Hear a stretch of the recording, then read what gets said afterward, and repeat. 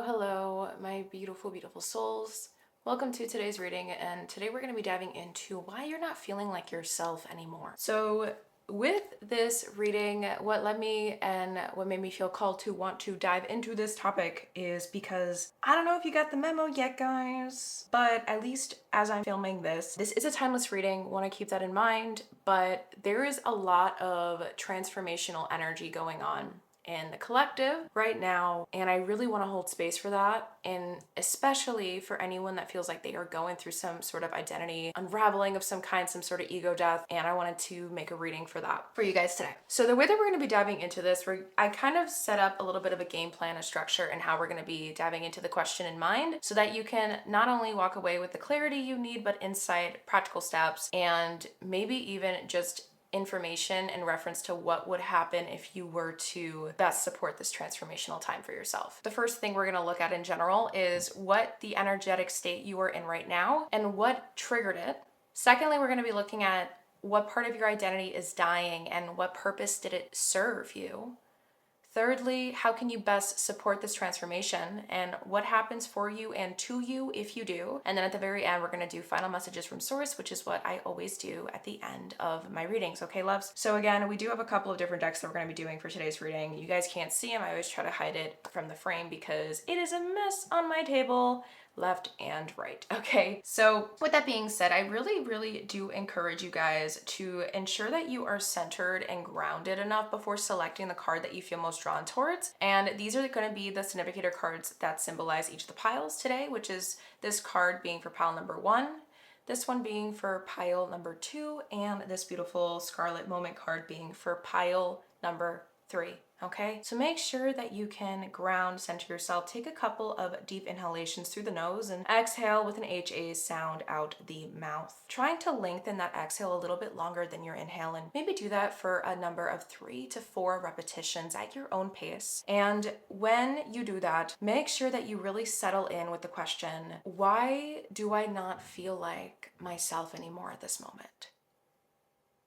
And whenever you finish that little practice on your own timing, you can open your eyes and then let source, your intuition, kind of guide you, your higher self guide you to the pile you feel most drawn towards. There's no right or wrong way to do this, by the way. If you feel drawn to more than one, keep that in mind. But I feel like our intuition is always going to choose one over the other, even if we do feel drawn to two. And then usually within my readings, I will give you confirmation. If you felt drawn to the other one, go to that one. But we'll see what unravels today. I always try to hold space to let source kind of just channel and download within me exactly the messages that need to come through. So I try to have like a flexible game plan, because at the end of the day, there is always surprising twists and turns with these readings that I give for you guys if you have been subscribed to me for a while. So with that being said, I look forward to seeing you at your reading portion of this video, and I will meet you there, loves.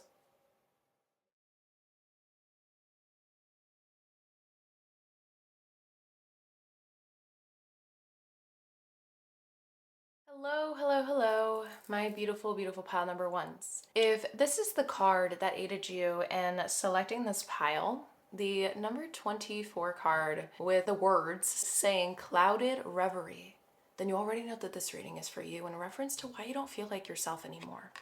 And I am going to be completely honest with you.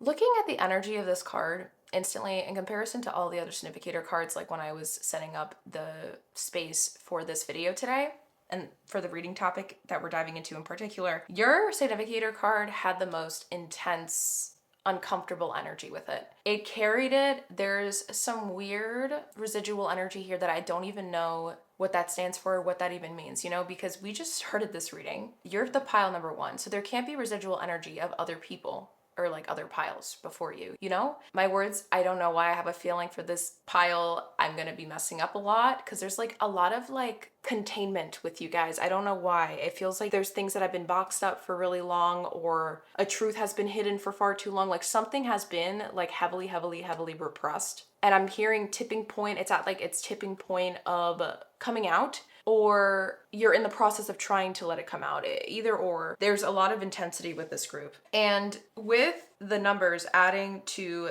number 6, 4 and 2 adding to 6, this transformational time in your life might have a lot to do with a realization and awakening of some kind when it comes to give and take energy exchange with other people in your life. This doesn't feel like this is about just you. It feels like there is a lot of confusion, things up in the air, but at the same time, as the fog starts lifting more and more, you're also gaining clarity simultaneously along while staying in this weird confusing loop because you got something you needed, but then at the same time it brings more questions than answers. I don't know if that makes sense what I'm trying to say, guys, but that is what I am channeling right off the bat. One thing that I did completely forget to share in the introductory portion of this video is for the collective. There was back of the deck energy that really wanted to come through for all you guys, regardless of the pile that you guys ended up choosing. So I'm going to be sharing the back of the deck energy with each of the piles today because I did forget to do it at the introduction portion, which is what I usually do. So the back of the deck energy, I thought it was so accurate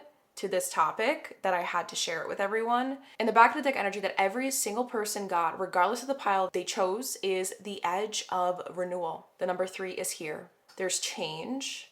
There's a transformational time in your life in the sense that you are leveling up, you are upgrading, you have an opportunity to level up in some way, shape, or form. And the only reason why I'm saying that is because the number 3 reminds me of a triangle, and the triangle reminds me of an arrow pointing upwards. So there's like an energy of evolution here, ascension, but only if you take it. There's a message that goes along with this card, and this card gives us lots of juicy things, but I did feel called to in particular share the key themes and the message here for you guys to keep in mind as we move forward in today's reading, all right? So for the key themes, it is transformation, which is what this reading is all about, resilience, new beginnings, cycles of growth, empowerment through change. The message here, love. You stand at a threshold where endings and beginnings intertwine. The ruins of what was are not the end. They are the fertile soil for what will come next. Destruction is not a loss, but a clearing, making space for new dreams and possibilities to emerge. Stand bravely at this edge, for it is here that transformation takes root. Embrace the beauty in the breakdown, and knowing that renewal is the gift of resilience. All right, loves.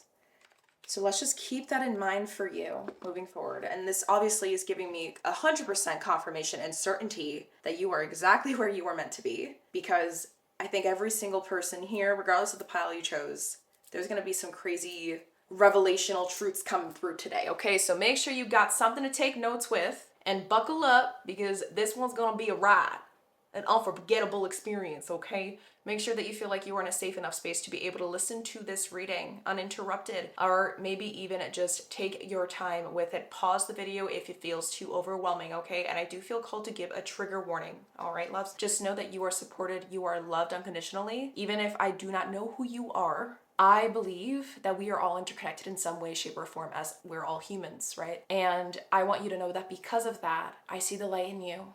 And I know that you are a beautiful being, and I know that you are capable of overcoming anything that is happening at this moment, okay, guys? So to dive into your reading, before we start looking at the very first question, I did want to, since we did have that back of the deck energy, you saw that there was like a message card that came along with it. Well, this card also has one too, all right? So what we're gonna do is we're gonna be getting that out. It's right here in the corner. And we're going to read through it together, guys, all right? So, with the Clouded Reverie, the key themes are overwhelm, mental fog, clarity through surrender, letting go, trust in the process. Message. When your mind feels like a storm of scattered thoughts, remember that clarity cannot be forced. Like clouds drifting across the sky, your thoughts will settle when you allow them the space to disperse. Surrender is not a sign of giving up, but an act of trust. Trust that when answers you seek will emerge when the haze clears. Release the need for control and let the natural flow of your mind guide you toward peace and understanding. Guidance. This card appears when your mind is burdened by overthinking, indecision, or a sense of mental chaos. Clouded Reverie reminds you that trying to force clarity often leads to more confusion. Instead, it asks you to practice surrender and patience. By stepping back, breathing deeply, and allowing space for your thoughts to settle, you create the conditions for clarity to naturally emerge. Trust in the process and remember that even storms pass in time, revealing a brighter sky. Affirmation, I release the need for control and allow my thoughts to settle. Clarity flows to me when I trust the process. And if you feel called to, you can pause this video and take a screenshot for the actionable step and reflection thing you can do in your own timing. All right. Again, this is just definitely solidifying the whole energy that I was kind of tapping into earlier when we first looked at your card, okay? So I'm going to actually move this to the side. I really hope that you guys are taking notes, like I said, because, oh, I did forget to mention, if you're new here, I do stack my cards up on top of each other during each section that we dive into, okay? So that's why I always prioritize you guys, and I always try to make it a priority to remind you guys to take notes, because I'm always moving stuff around on the table. So I did already take matters into my own hands and start getting all these things shuffled up for this first part of your reading. And we're going to be diving into, again, what energetic state you are in right now, because this is really important for me to understand, tap into your energy, to understand the transformational period you're going in. And while we look at the energetic state you are currently in, pile number 1, we're also going to see what triggered that energetic state that you are in the first place. Okay, we're going to understand the specifics and the physical aspects to this as well. So with that being said, we did get some back of the deck energies here, and we're going to be looking in first the energetic state you are in, and then we're going to layer it with what triggered the energetic state you're in. With the back of the deck energies that we received for you, we have enlightenment with the solar plexus chakra. We have the number 36, which adds to 9 with the word commitment. Again, there's like a yellow, there's light, something lighting up. Back of the deck, dragon's lair. Revelational thing that came through that is hard to swallow, maybe when it comes to people. And what's also really intriguing, 36 adds to 9, and your significator card number is 6. So there's something about mirroring energy, or that reciprocity energy that I was talking about, like that give and take, energy exchange, trying to find balance when it comes to people in your life, or you're realizing where there's burdens rather than benefits in certain connections. I'm sorry if my camera keeps like acting really wonky, guys. I wish that I could figure it out. I'm not camera savvy. I always try to make it like focus better. If anyone has any tips for me in the comments down below, I have a Nikon Z30, would be deeply appreciated. Okay, so, and then the other back of the deck energy, we also did get sadness. So there's something here that you have definitely reached, like you've gained information on, but it's something that is still very hard to process. And because it's hard to process, I like how the energy is right underneath this card, because it's showing to me that it doesn't just create sadness, but the sadness is being low-key clouded. I hate that I said low-key, I'm so sorry, I'm a Generation Z. Clouded by anger. There's this weird, you have a big whirlpool of emotions right now. You don't really know which emotion is tugging more on you than the other, because there was something, it felt like a truth bomb got dropped on you, or something got dropped. And I'm picturing what's making me really uncomfortable, because I'm channeling this in my gut right now. It feels like a pit got like dropped into your stomach, and it's like, ugh. I don't like it. Another back of the deck energy here we have with one of my tarot decks is the Queen of Cups upright. And the Queen of Cups here says creative, idealist, emotionally connected, being in the flow, deep feelings, empathetic, intuitive, psychic, and loving. But what I find really intriguing here, I believe that this is actually giving us a lot of insight that you are currently absorbing the information that you've gained with your heart right now. And that's understandable, but I do picture, and I am sensing that logic is going to start coming around, especially within this reading today. So let us look at the cards that we have gathered when it comes to the energetic state you are in first. We looked at the back of the deck energy, but we're going to get even more specific here, love. With the Chakra Wisdom card you guys received, I think this is the Crown Chakra, with the term impartiality. Oh, that's actually really interesting. I've used this deck so many times, but I never received this card. And what's actually really fascinating is this is paint cans that they're carrying, but it hides the T here and it says pain. And then it hides the P here and it says ain't pain, impartiality. Like, you really don't know how to feel. And that adds to it. Next up with my Prism deck, we have ideation.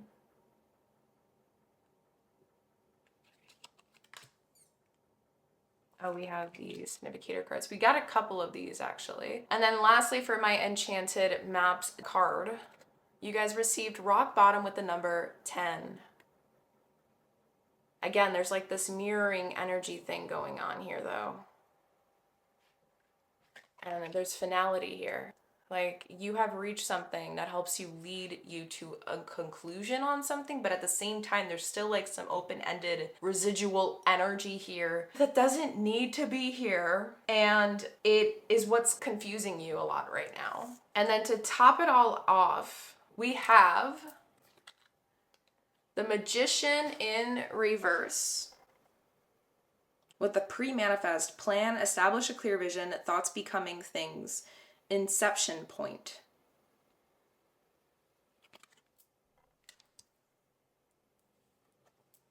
Then we have the Ace of Cups with overflowing love, bliss, romantic success, new romance, flowing emotion. This is it, joy.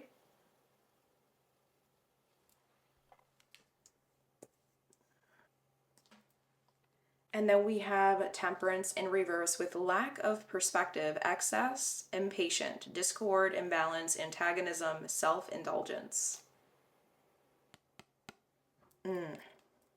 Okay.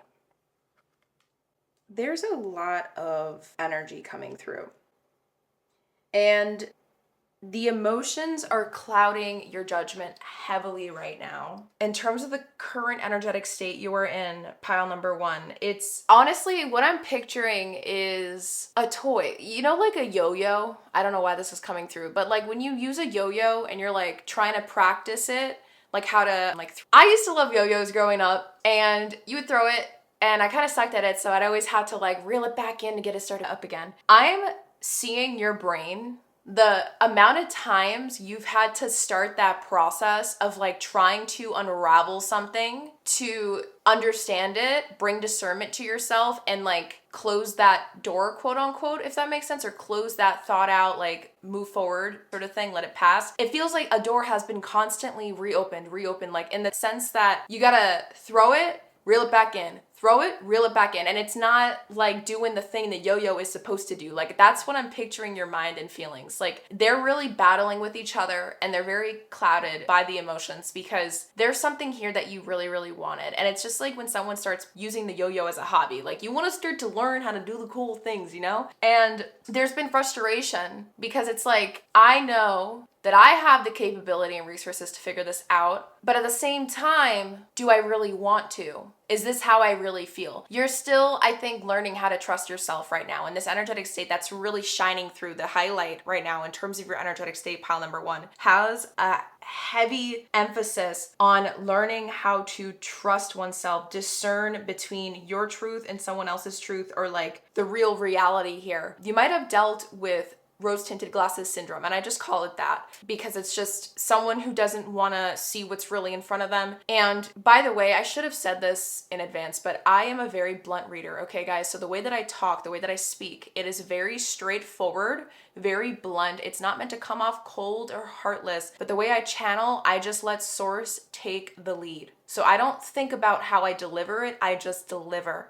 Okay, so I just wanted you guys to keep that in mind. If anything that I said so far has come off as really cold or just insincere, because everything I do, I'm a trauma-informed facilitator of deep healing, okay? Like, that's my job, to hold space to help you guys move through shadow work and do these things. So just know that that is what I do, but when I get channel messages, I try not to interfere the most I can, because then my ego, my filter will mess up the organicness of the downloads that are meant to come through and be delivered to you guys, okay? So moving forward though, because of what I said, it's like, yeah, I'm just gonna keep it at what I said because it just keeps kind of showing it, and I think you guys can understand exactly why I'm saying this, because we're gonna I think I just feel called to move into understanding what triggered this, okay? And I think you would probably want that too. So we did get back of the deck energy here. We're using my Law of Attraction tarot deck, and the back of the deck energy ended up being the Two of Cups. So again, there's this mirroring energy, and it's also very likely whether or not this situation that triggered it had to do with the person. I don't think it might have to do with a person for all of you guys that chose this pile, but whether or not it did have to do with a person, I will say that for every single person that did choose this pile, it has significantly brought to your attention the immediate relationship, the current relationship that you possess within yourself, for yourself, to yourself. What that means: How you handle things is really being like having a spotlight on it right now for you to see. How you react to things, that's having a spotlight on it. How you act, how you assume. There's something here that is being a spotlight, and it's making you recognize something a little bit more about yourself, and it's pretty intense. It's like a brutal truth. It's something hard to acknowledge. Underneath the deck is the Seven of Cups. Yeah, it's hard to acknowledge because I think that you haven't been wanting to admit it to yourself or recognize it for a while, and it's because it brings so much pain. But here is the thing, love, when it comes to pain, that pain always goes away eventually, love. And I know that it's hard to hear these things that I'm saying because maybe there is trauma flashbacks. There's downloaded information in your brain that literally, like your emotional memory in your brain, it keeps going back to all the things that went wrong, all the things that this thing may have done in the past. And it's because you are downloading it as a recognition now. And that doesn't mean that you're doing something bad. It doesn't mean that you were a bad person. It's just that the way that your brain was in the past, like that was all survival based. You were not thinking fully. There was a lack of self-awareness, and self-awareness is like a muscle that we have to build over time. So I don't want you to be really hard on yourself right now, because I can see that you are extremely hard on yourself right now, but you're also, I can tell that you are trying not to at the same time. It's interesting. Some of you guys may have actually been in the process of trying to heal or go on some sort of self-growth journey, learning like how to prioritize more self-love or something. And that is trying to fight the old wiring in your brain right now. The old narrative, the old story, how hard it used to be on yourself. It feels like you are trying. It might feel like just 20% of you is trying, but at least that is something. So Source really wants to applaud you on that and wants me to bring that up for you to recognize, like, I can see that you are trying, like you are doing a good job. I know that you used to be extremely hard on yourself, maybe you still are, but you're trying to lessen that. I want you to know that your brain is trying. You just have to keep believing in it. Don't give up on yourself now. We did get a significator card too. So the significator card here is what? A 3? Okay, so this is the 3 of Wands in reverse. And what really fascinates me about this in terms of what triggered it, like the thing that triggered the energetic state that you're in right now, pile number 3. Okay, some of you guys may have actually felt drawn to pile number 3 as well. And if that is the case, I might say if your gut is telling you that you've heard enough that you need to hear and move into pile 3, then do that now. I don't necessarily feel like Source is telling me to tell you that, but I'm just going to mention it unless pile number 3 comes back up again in the middle of this reading, okay? And then I'll be like, go there now. But anyways, let's continue. Pile number 1. This card is about moving into the future, looking ahead, you know, and also about planting seeds for the future. So this is a time of like setting intentions for your future ahead. But there's a reversal here. Something has instantly shifted the trajectory in which your life was going. The news that came through, whatever came through that you had some revelational thing on, it is shifting something in your life. And that is very stressful because our brains thrive on safety, it thrives on routine, it thrives on comfort, and it likes to make us plan. Some of you guys may have been your natural planners, maybe you plan for the worst. And this is something that you had to trust with all your heart to think that it wouldn't turn out the worst case scenario. And then like maybe it flopped on you. But regardless of what this is, this has definitely made you feel like you took 10,000 steps back in a way because of how much of a planner you are. And it's like, what happened? Like, I'm hearing my plan is ruined or something like that. We did also receive, I'm going to be straight up with you, we got 12 cards here. I was not planning on getting this many cards, guys, but you did get 12 cards. So we're going to keep going here. And the card right above is the card that did want to start your reading up. So let me see how I'm going to do this. Okay, I might actually have to zoom out now, guys. So for the first card, you guys have received the Tower card.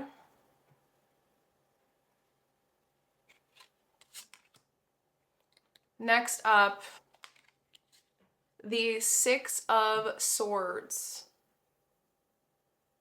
And I do want you guys to keep in mind that this deck, I like to apply the Rider-Waite-Smith version of tarot interpretation, but I also like to apply the Law of Attraction tarot deck booklet, like the meanings in these cards as well here. So just keep that in mind. Next up, we have the King of Cups.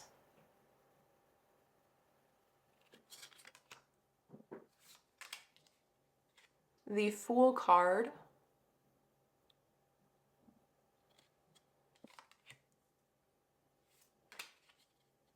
The 9 of Pentacles.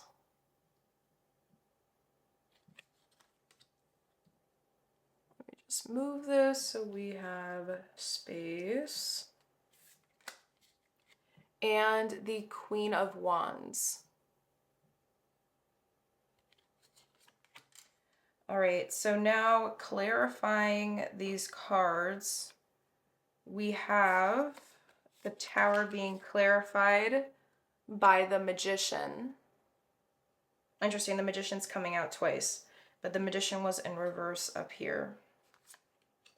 You're being triggered like 100,000%. That's something that keeps coming through. I'm trying to make sure you guys see the cards, guys. I'm sorry. So we have the Magician clarifying the Tower card. The Moon. Oh, that's so cool. I actually have never seen this card yet in this deck. The Moon clarifying the Six of Swords.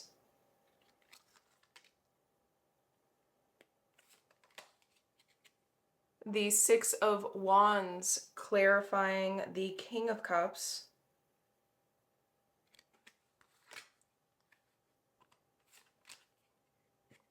The Queen of Pentacles clarifying the Fool.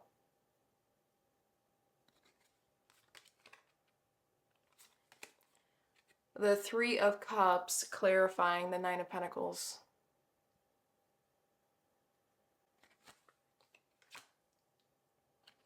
And lastly, we have the Ace of Cups clarifying the Queen of Wands. This is intense energy, guys. You are 100,000% pile number one, leveling the F up. I know that it feels like you might not be. You might feel like you're a little bit crazy right now. But this is all happening for your greater good. And I know that it might be hard to see that. I feel like there is a part of you that does recognize this, though. Like, you are aware of it, even though it's hard to accept on an emotional level. Logically, I feel like your mind is trying to kind of put you back into the right perspective. And it's because of your self-love or like some sort of growth work that you've done within yourself. Like, you do genuinely care about yourself. And it's really showing here in the sense that your mind is trying to sort of reason with you on why this is the right move. And I know that it feels very confusing right now. It's going to feel confusing for a little bit. Just embrace it. Be okay with those feelings. One thing that I do want to make extremely clear for you guys that I feel like is something that is important for me to share. Self-care. And what I mean by self-care, I'm talking about the self-care that a lot of people talk about, like on trends, maybe those really cool herbal bubble baths or salt baths, or, you know, making yourself a cup of tea and reading a book, stretching,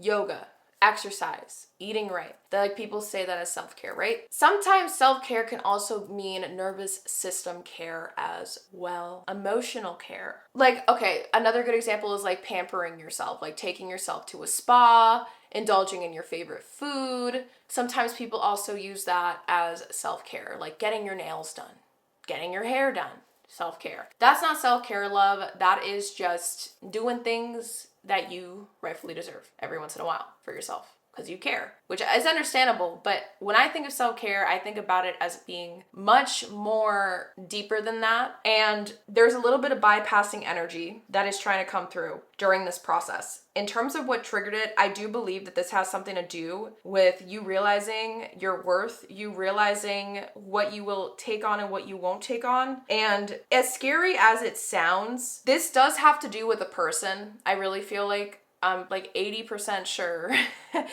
that whoever chose this pile, there was some sort of situation with people involved or another party, not just you, that led you to having this sort of epiphany moment, this weird unraveling inside of you, this inner unraveling you're experiencing. And as overwhelming it might feel right now, it is normal. It's just because you're feeding your brain new information. But what triggered it is the realization of what you deserve, your worth, and also like what you're actually capable of. This could also be like you being inspired by somebody else's actions, and then like it pissed you off enough to be like, why can't I do that? But actually I can.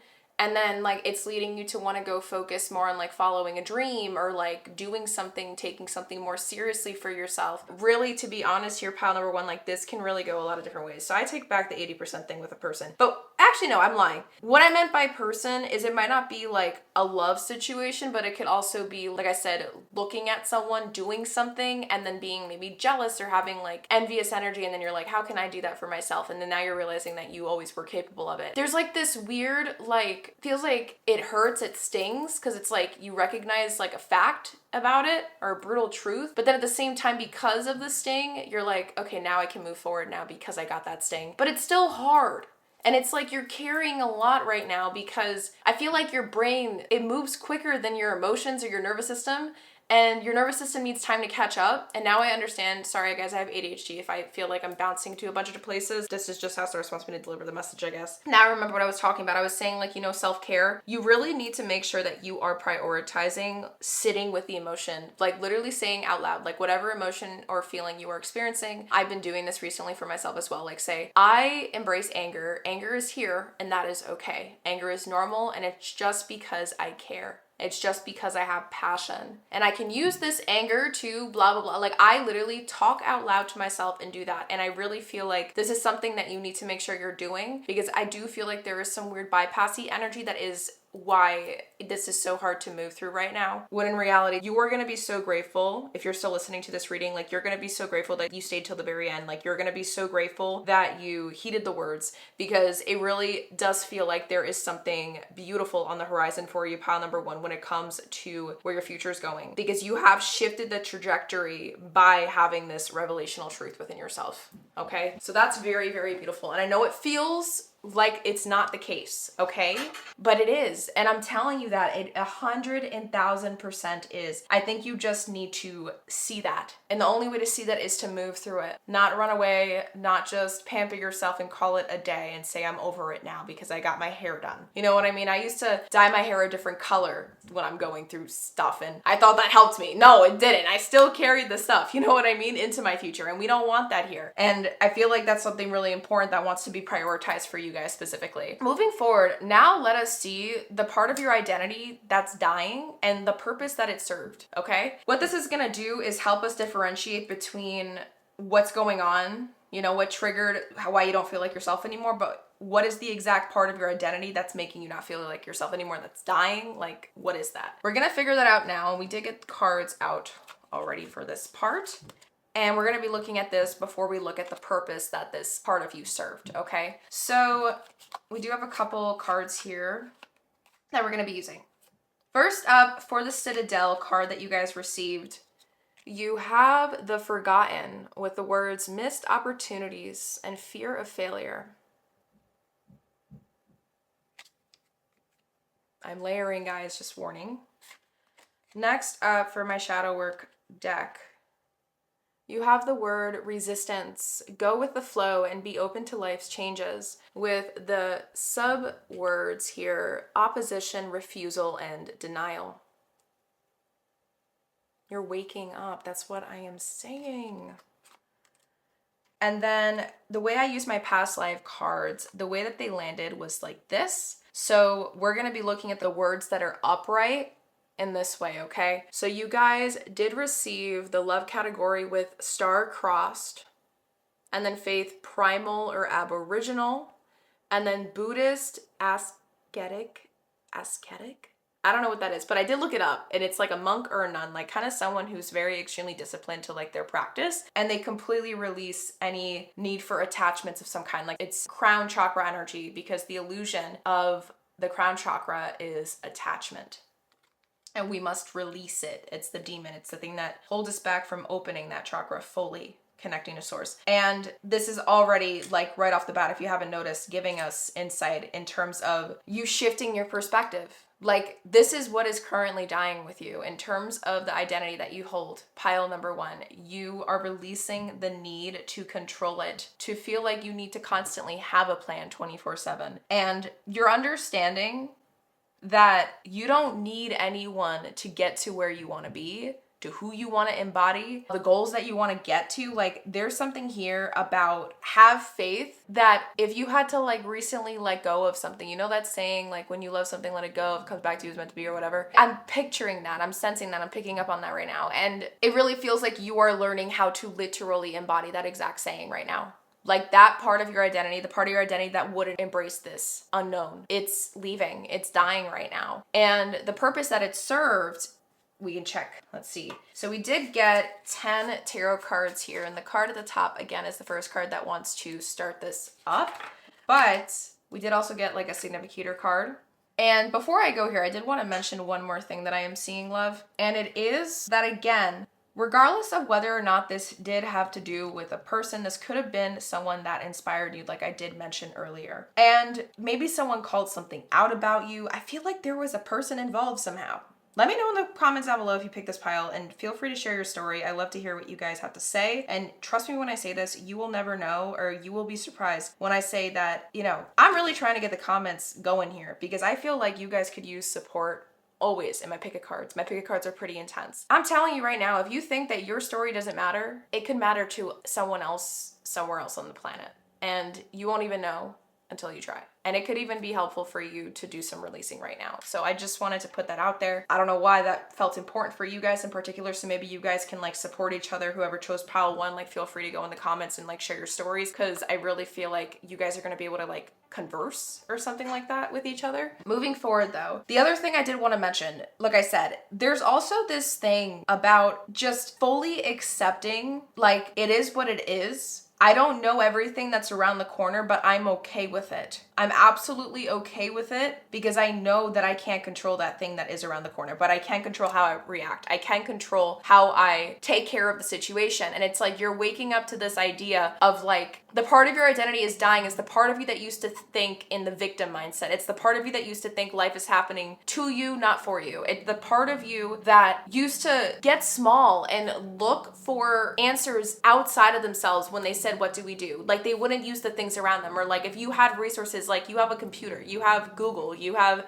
AI now, like you have so many different things to help you solve the situations in front of you. But this old part of your identity that's dying, pile number 1, it's the part of you that would keep you in a box mindset of thinking that you can't figure it out, that you had to throw something to it, is what I'm hearing. Like some of you guys may have actually threw money in some things is what I'm picking up on, or like you overshared. Like there's something here of like the energy of like desperation of like this part of you, the identity that's dying. It was a part of you that was very, I'm sorry if you heard a vacuum in the background, it is upstairs. There's energy of like desperation here that this part of your identity that's dying did or like reeked of in certain moments when your brain put you on survival mode or paranoid mode. Like when you were running off of fear-based ways of thinking and living in life, there was this weird energy of desperation where you would overshare, over apply, over do something. I don't know what that means. Like there was excess, too much of something that you did, and it was very draining to you, and it was like unnecessary. And it's like the part of you that's dying, it's letting that go too, because it's like you thought that would also help, and in some ways it did, but it also was like a double-edged sword because it also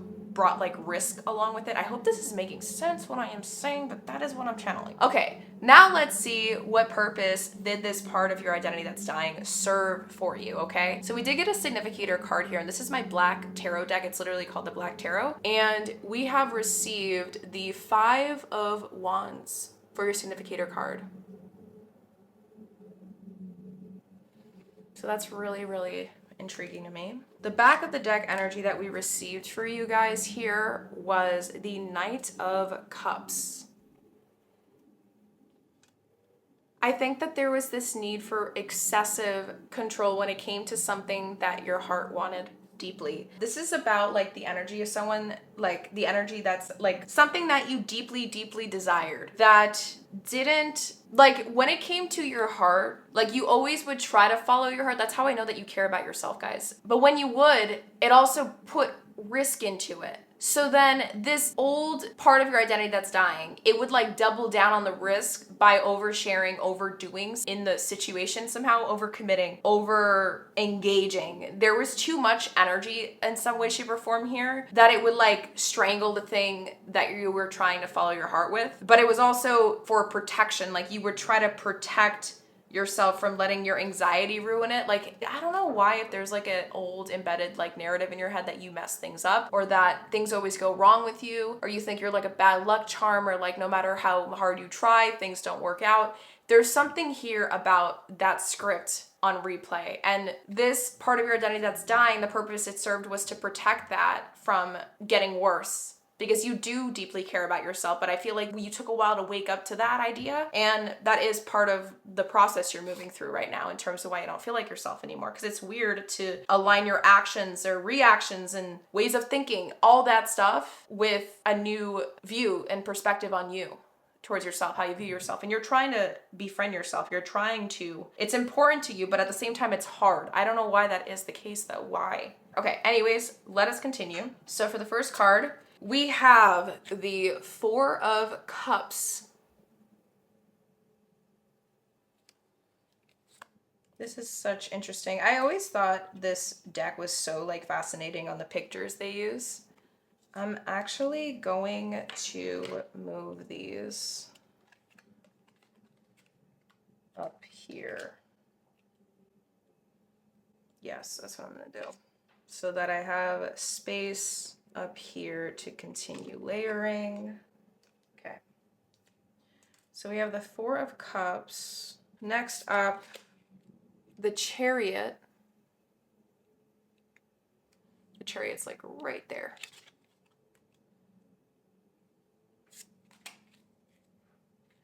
The Three of Spheres, also known as the Three of Pentacles.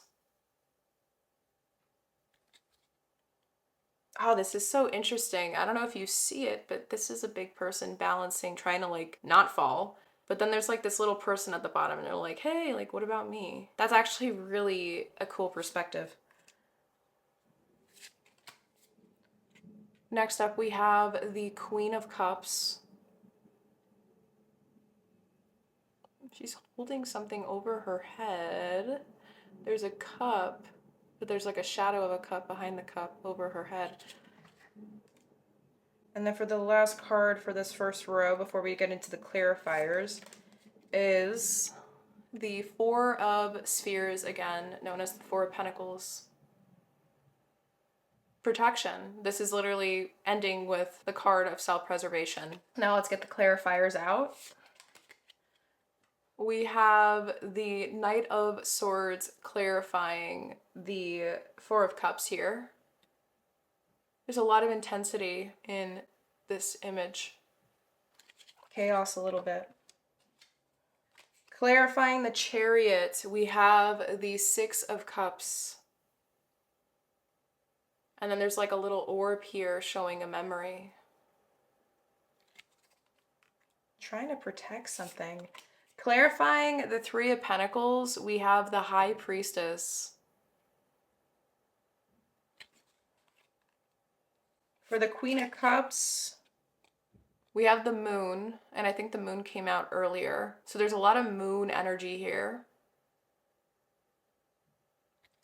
And it's right next to the High Priestess. And then lastly, clarifying the Four of Pentacles, we have the King of Wands.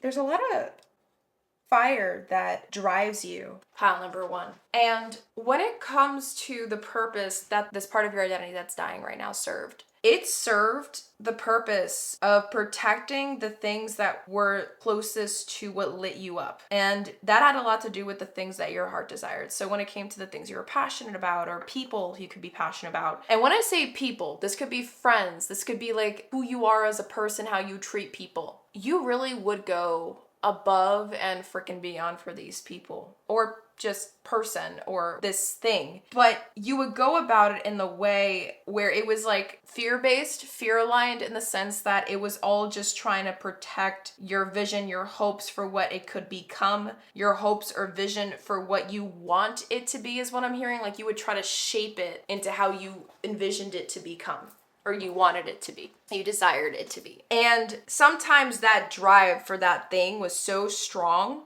that it would kind of make you blindly do things out of this need for controlling. And you wouldn't realize who it would hurt. Sometimes you wouldn't even realize what you would say. There may have been tendencies to manipulate parties, to manipulate situations to get it in your favor. And it's not like it was coming from a place of like ill intent. It was genuinely just because that's how bad you wanted things. You had a very specific vision for it. And now I think I get why I said rose tinted glasses syndrome energy earlier, because this was like, you wanted something so bad that even if it wasn't that, you wanted it to be it so bad that you would like paint that in your head that that's what it could be. And the hope for it was like false hope, or it would like put you on overdrive constantly to like overperform or overdo something so that it can get there eventually. And it's like exhausting having to constantly do that. And what's interesting to me, in a way, it's like you were somehow soul aligned here. Like, it feels like you were trying to follow your heart all this time. Like, this part of you, this identity that's dying, it was trying to follow your heart this whole time. I want to make that clear. It wasn't trying to do you a disservice by reacting the way it did. But because you wanted it so bad, there was force here. There was too much forcefulness. There was too much control. There was too much need to preserve it, contain something, guard it with all your might, defend it, keep it. Like, there was too much reluctance to embrace the unknown that you need to embrace in order for those things to turn out. Like, you wanted something so bad that you would stop at nothing until it became that very thing. But the thing and how you did it, it was done very, you were smart. I'm gonna be straight up. Like, you were kind of smart on how you would do it, but you really wouldn't care how it would affect them in the long run, because you were so like kind of blinded by like the need to just protect it and like keep it the way you want it to. I don't know if you get what I'm saying. Like, you could have been like driven by like a fear of abandonment, fear of rejection or something. And this is just an example of fears. And it would like, the second that would get triggered, you'd shut down. And then this part of you, that identity that's dying, it would like take the spotlight and just like do everything in its power to protect whatever this is. And it could be like you protecting your worth, you know? It could also be you protecting your image. There's so many different things that this could be in terms of protecting. But this identity that's dying, it would keep you from feeling like you're wobbling, like you're unstable, like you can't handle it. When in reality, like, you don't need to go to these lengths. You don't need to be that extreme. You don't need to force things to work out your way. If they work out effortlessly, that's how you know they're meant for you. And by effortlessly, it's not that I'm saying like the things that are worth it in life are supposed to come easy to you. Like, that's not true. Sometimes you gotta work, but you gotta do it with integrity. You gotta do it with authenticity, right? Or else you're digging yourself a hole or taking yourself down a path where you're not aligned with your truth anymore. It's, yes, what your heart wants, but it's kind of not entirely that it factor. And that's why you might always have felt like no matter how hard I try, I never get what I want, or it never works out, because you were forcing something that maybe wasn't even meant to be the thing that you wanted in the first place. But if you were to just let it go or embrace the process, embrace the unknown, then you would understand the why. But there's a whole reason why you went through this, okay? I want to make it clear, like, you didn't mess anything up. I feel like you guys are a little bit really hard on yourselves right now, and that keeps coming through. I did mention that at the beginning. And so I really do want to make it clear, like, you didn't mess anything up. If anything, you were able to bring a lot of lessons into people's lives. You were able to bring a lot of lessons and experiences for people that maybe you just met for a moment or two as well. And you didn't do anything wrong. This is the whole point of life. We're not supposed to know everything. And right now is your opportunity to progress it, let it shed the things it needs to shed, your identity, I mean, and embrace the ego death, embrace this process. So in order to do that though, let us now actually take a look at exactly how you can best support this transformation for yourself. And then we're also going to see what happens for you if you do. So we're going to see what happens for you and to you. So like what happens in your personal character, like in your inner world, but what also happens in your physical, like what things happen on the outside in your future, you know, if you were to best support this process of transformation right now. Okay. So in order to do that, give me one moment. I am going to shuffle some cards, and I'm so sorry if you guys hear a lot of vacuuming in the background. I'm going to shuffle some cards here off camera just because I know it takes up a big chunk of the video itself. And then that way we can just get it rolling. So we're going to be using my chakra deck of tarot, my soul lessons journey deck, my tea leaf cards here, this new deck I just got. which I forgot what it is called. If you guys ever want me to like pin in the description box all the decks that I use, let me know and I'll start doing that for my videos moving forward. And then we're also going to be using my Moonology deck, which is over there, just trust. So I will meet you back here in a moment after I get everything shuffled for you guys. Okay guys, so I am back and this is a little bit of an example, or not example, but a preview for the amount of cards you guys got. You guys got a lot of cards. With these cards, we ended up receiving, I think, 4 significator cards. Yep, that wanted to come through. And this is for us to look at how you support this transformational time for yourself. And then we received 9 cards, but that's an odd number, and I did feel called to make this card be like the cherry on top for the entirety of the tarot. So let's see. This is how Saras wanted me to do it. I'm going to keep at it. When it comes to the back of the deck energy, before we dive into this part, you did receive the Magician, ruled by the sacral chakra. And again, the Magician has come out 3 times. And again, it's reminding me of like a triangle up. Like you are realizing what you are capable of. Like you are waking up to your true potential, your true power, your true abilities in this life for yourself right now. It feels like you're literally being handed everything you need.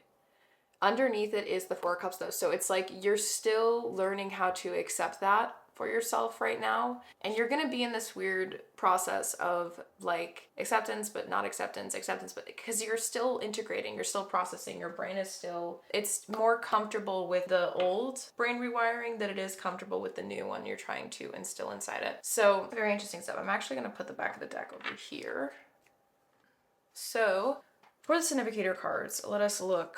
First up, we have the Ace of Cups, and I think the Ace of Cups did come up earlier, and this is ruled by the root chakra. Next up, we have the 4 of Wands with the heart chakra.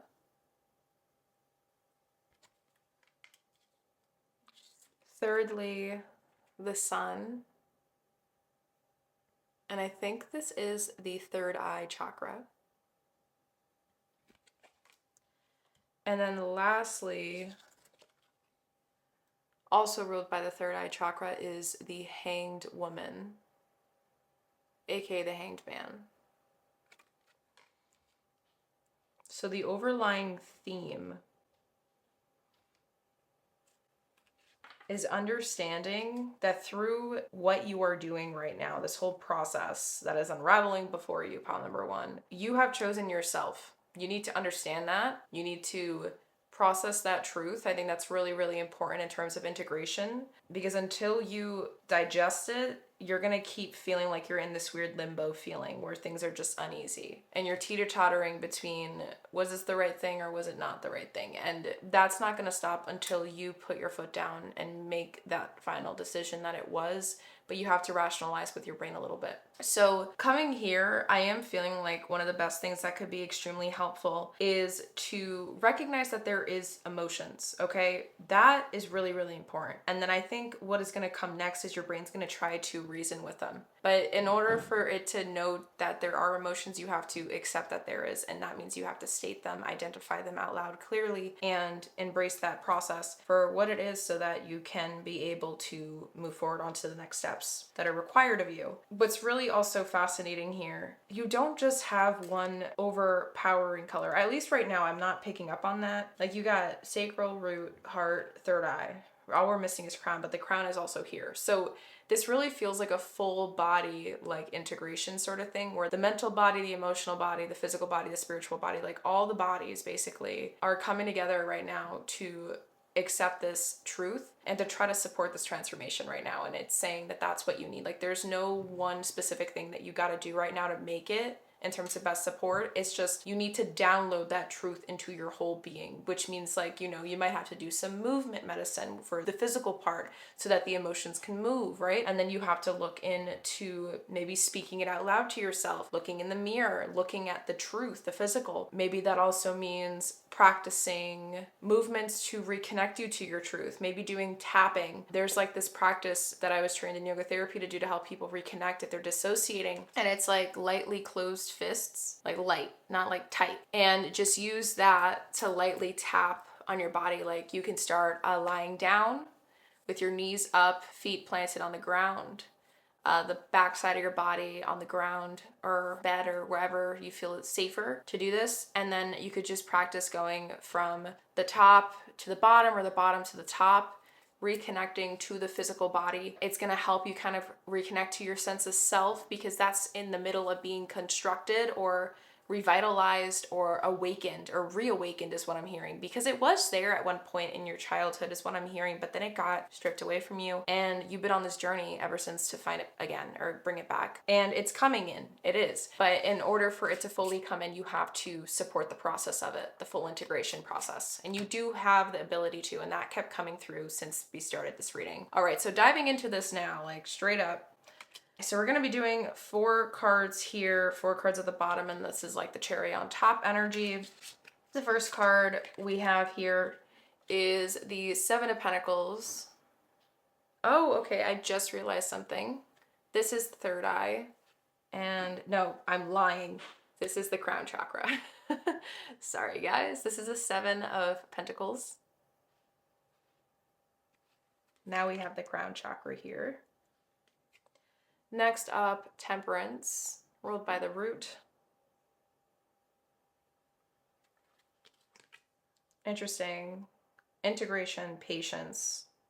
This is a process.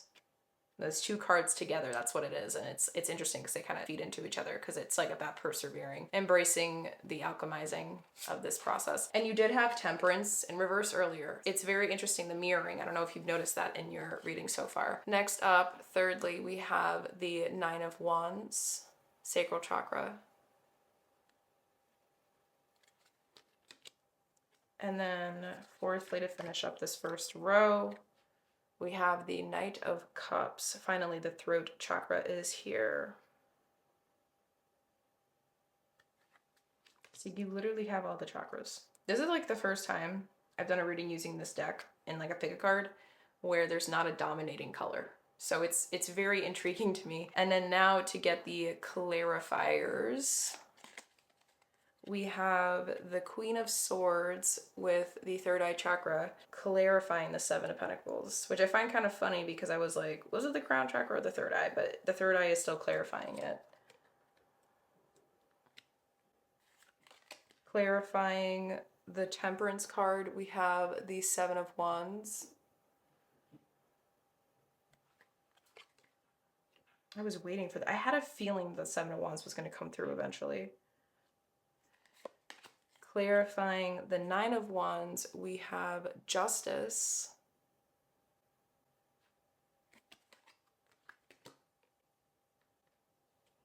I love this. And then lastly, clarifying the Knight of Cups, we have the 5 of Wands, throat chakra. So if I had to give you a dominating color, I guess it would be the throat chakra and the third eye chakra.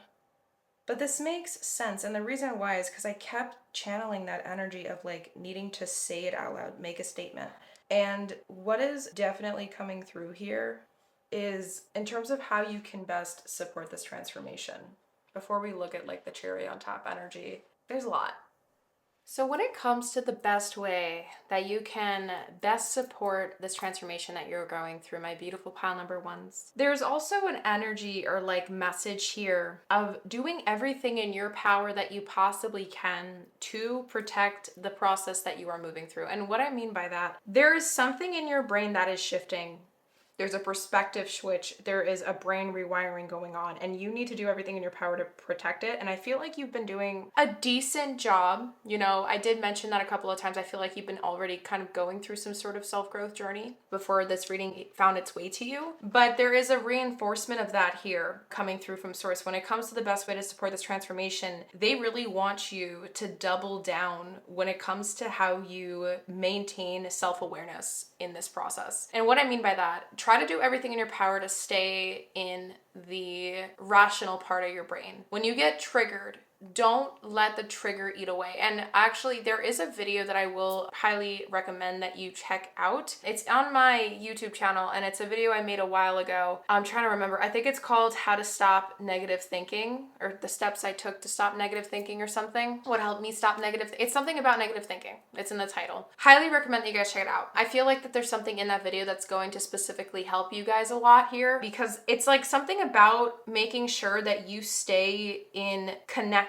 with your higher self during this time. It's very easy right now. Like, your brain's really trying to do everything in its power to keep you in survival mode right now. And your higher self has been like trying to grip your hand as tight as it could so that you don't let go. But you're slipping through every once in a while. And it's usually when you get quote unquote triggered, like it makes a wave of anxiety run over you, or like rush over you. It's like a rush of emotions that just go phew. And I feel like what's coming through in the best way to support this transformation is during those times specifically, because those are the moments where you're gonna really have to make the decision to keep going and like keep persevering, stay resilient, no matter how much that 20% of you is trying to pull you back in. Because it's at 20% right now, but it could easily go and overpower you all over again. It's like when you think about the shadow self, like you don't want the shadow self in the driver's seat of your life. You're the conscious version of you and you're in the driver's seat of your life, but we don't want the subconscious there, because then it can start doing things without us realizing. And I feel like that's been a thing that's been going on in your past, but Source really wants you to make sure that you understand how much under control you actually got this if you believe in that truth. But the only way to do it is to show it to yourself. And I really think I'm gonna keep referring you guys back to the video, the steps I took to help me stop negative thinking or something it's called. Please check it out. I literally tell you like a step-by-step process on how to like catch the trigger and like how not to let an old rewiring in your brain take over again, like take over the narrative. So I really feel like you guys should study that video closely. There's something in there that is really going to help you in reference to maintaining this healing journey. And not only that, but keep the scales aligned, because in order for this journey to play out in the way that you want it to, you're literally on a self-growth level up journey. And I brought that up a couple of times in your pile so far, guys. And I'm not lying. You are, because your body, your soul, your brain has actually tried to follow your heart this entire time. It just was doing it in the wrong ways. And we talked about that earlier in terms of the part of your identity that's dying in this transformative time. But because of that, what is being birthed through it is a part of you, is a version of you that's doing it, the heart aligning things, the following your heart stuff the right way, the way that actually is aligned with unconditional love and not fear-based ways of thinking. And that's where you find your true definition of whatever personal freedom means to you. And that can only be achieved as if you keep going through the harder part. And this is the harder part. And you're going to have moments where there are hard hiccups, and hiccups as in maybe you're going to feel like you're regressing rather than progressing. And that's normal. That just means that it's working. It means that your brain is trying to fight you on it. And that's how you know that you're literally doing rewiring right now. Our brain is literally accustomed to choose the thing that it's most familiar with for the sake of our survival, okay? That's what our brain was built for originally during prehistoric times. So we need to show it that this new isn't dangerous. It just thinks it is, but it needs proof, and we have to give it the proof, but we have to keep trying to make it believe it. And that means we need to have the self-awareness and have the rational and logical thinking at our side. But the only way to keep that part of our brain activated is if we stay self-aware during the whole process. And that's why, honestly, in my opinion, like self-growth, if we're not putting our all into it, like if we have goals to like have a good relationship, do this, do that, study for school, like have a part-time job, like all these things, and try to do self-growth, it's exhausting. Self-growth work, and this, what you're about to go through and the way to best support it, it's like a workout in itself. It's a job in itself, and your brain needs to get used to it. And this is something that I need to be really straight up with you guys. Like pile number one, this process is going to be very tiresome at the very beginning. but it's going to be temporary. And it's just because your brain needs some time to get used to it, get accustomed to this new way of thinking, this new way of being, this new perspective shift. And you have to keep reinstilling it until it becomes something more foundational in your DNA. And that's going to take a good chunk of time. Okay. Remember, you lived more years of your life in the old narrative than in this new one you're trying to birth. And I do see it coming through, but it's really dependent upon how you handle it. So please check out that video. I really think it's going to help. And let us see the cherry on top message. So the card that's supposed to, I love this for you. Look at what you got, and you got this earlier too at the end. You got the Nine of Pentacles, love. You literally have the sacral chakra, the Nine of Pentacles. Yes, this is the person living in the realm of their dreams because they worked really flipping. I don't think, like, when we get the Nine of Pentacles in a reading, this is my favorite card in tarot. And I don't think people explain it enough, but this woman had to work tooth and nail and slowly climb up this mountain to get to her destination, and now she's there. Like, this is a card, like, when you look at it, you got to think about the Knight of Wands energy of, like, persevering and resilience. Like, this is that woman being born, and this is the outcome of it if you do it. And you having this card being the cherry on top of everything, this is showing us what happens if you do. And you're going to feel like you're going to be able to rely on yourself. You're going to find a home inside of yourself. This is the whole point of this, of the significator set, is to help you learn that you don't need to abandon yourself anymore. And the second you stop, this is where the good shit happens. Excuse my language, but don't excuse it at the same time. All right, my love. So with that, now let us get into what happens for you and to you if you do support this transformation, okay? With everything that we dived into. And by the way, I do want to let you know I am also going to be sharing with you guys. Actually, let me share them now before we move forward.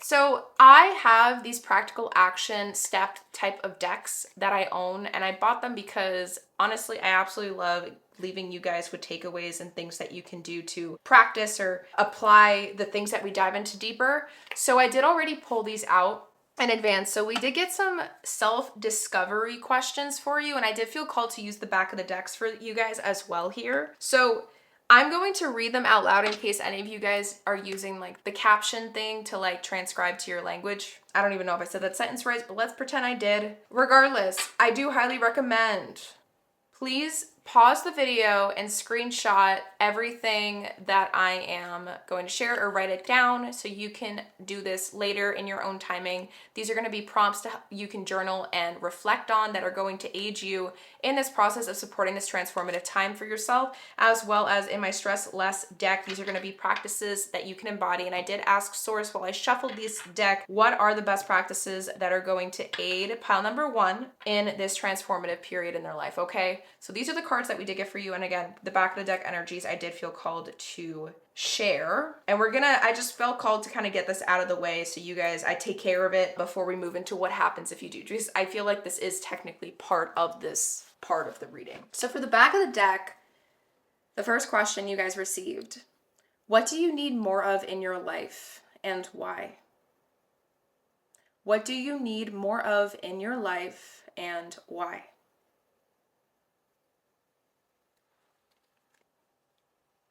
And for the next back of the deck energy, this is a stress less practice or exercise. Watch a movie. Close your eyes. Move the situation giving you stress to the big screen. Imagine sitting in the cinema, watching the movie with you, starring in it. What do you see? How do you feel? Watch the movie for 5 to 10 minutes. Stepping back from the situation will reduce the negative reaction. It will give you more neutral ground to look at the situation. It also gives you a new perspective. And for the cards that did come out, my loves, before we look at the possibility in the future, what feels like the biggest opportunity in your life right now, and how can you embrace it fully? What feels like the biggest opportunity in your life right now, and how can you embrace it fully?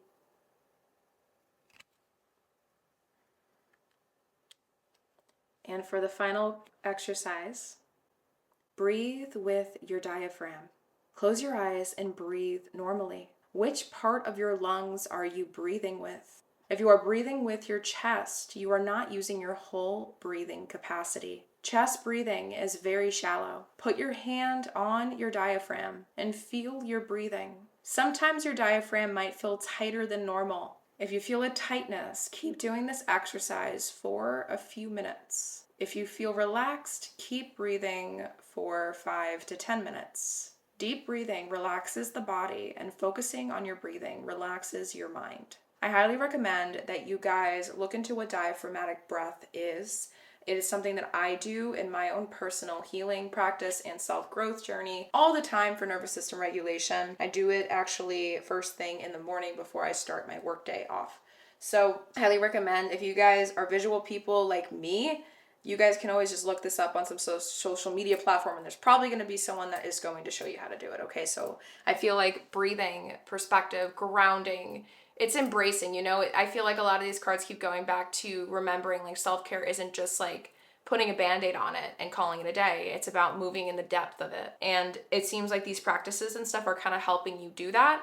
So again, everything I shared, and then this is the cherries on top, it's getting you here, love. So now let's add into this, because I love Nine of Pentacles energy. I love that this was the cherry on top card, but let us add more depth. So I don't know if you notice on the side, I did have 2 tea leaf cards that were facing like this. The reason why I left them there is because they landed there, and I feel like wherever they landed on regarding like on top of, that's gonna give us more insight or clarity on what it's referring to, okay? So to move into this, sorry, I'm yawning. Okay, a lot of energy. To move into this, I wanted to show you guys the back of the deck energies that I did receive for the decks that we're looking at together when it comes to what happens for you and to you if you do support this transformation.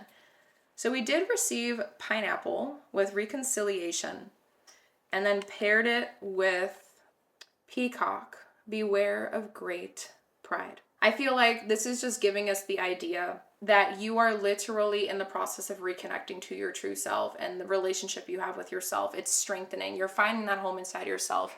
And it's emphasizing what we talked about. Like, you literally need to do everything in your power to ensure that the old narratives do not pull you back again, love. So we did receive that. I'm just putting them on the side. And then we got a lot of stuff here, so I'm just trying to, okay, what do we want to look at, to you or for you first? So what happens to you? Let's check that out. And for you. So I did also use my Oracle of the Radiant Sun booklet, and I did already get the page that we flipped towards. I wrote it down here, but I did keep the little paper sliplet in here so I could show you the image of the card that came out for you, and we can read the description, because I feel like there was something actually really interesting here. There was a synchronicity that came through when it comes to waxing crescent moons. And waxing crescent moons are about setting intentions. They're the moon phase that happens right after a new moon, when the moon starts to slowly try to re-illuminate. And it's when the time when you're supposed to start sending your hopes and desires into the world. So we actually got another waxing I'll show you, but it's trippy, and I'm really excited to show you this. Let's do this. Sorry, my brain's a little bit all over the place. Okay, so what happens to you? You get to heal this wound of loneliness. I know that I am never alone. There was a really big fear of that. And that's one of the biggest things that was holding you back from being able to, like, embody this Nine of Pentacles energy and move forward. It had to do with people. They're thinking you were never enough, reading people's standards or something like that. And another thing that did also come through when it came to back of the deck energies was with this new deck I purchased. I think it's called Fortune Telling Cards or something like that.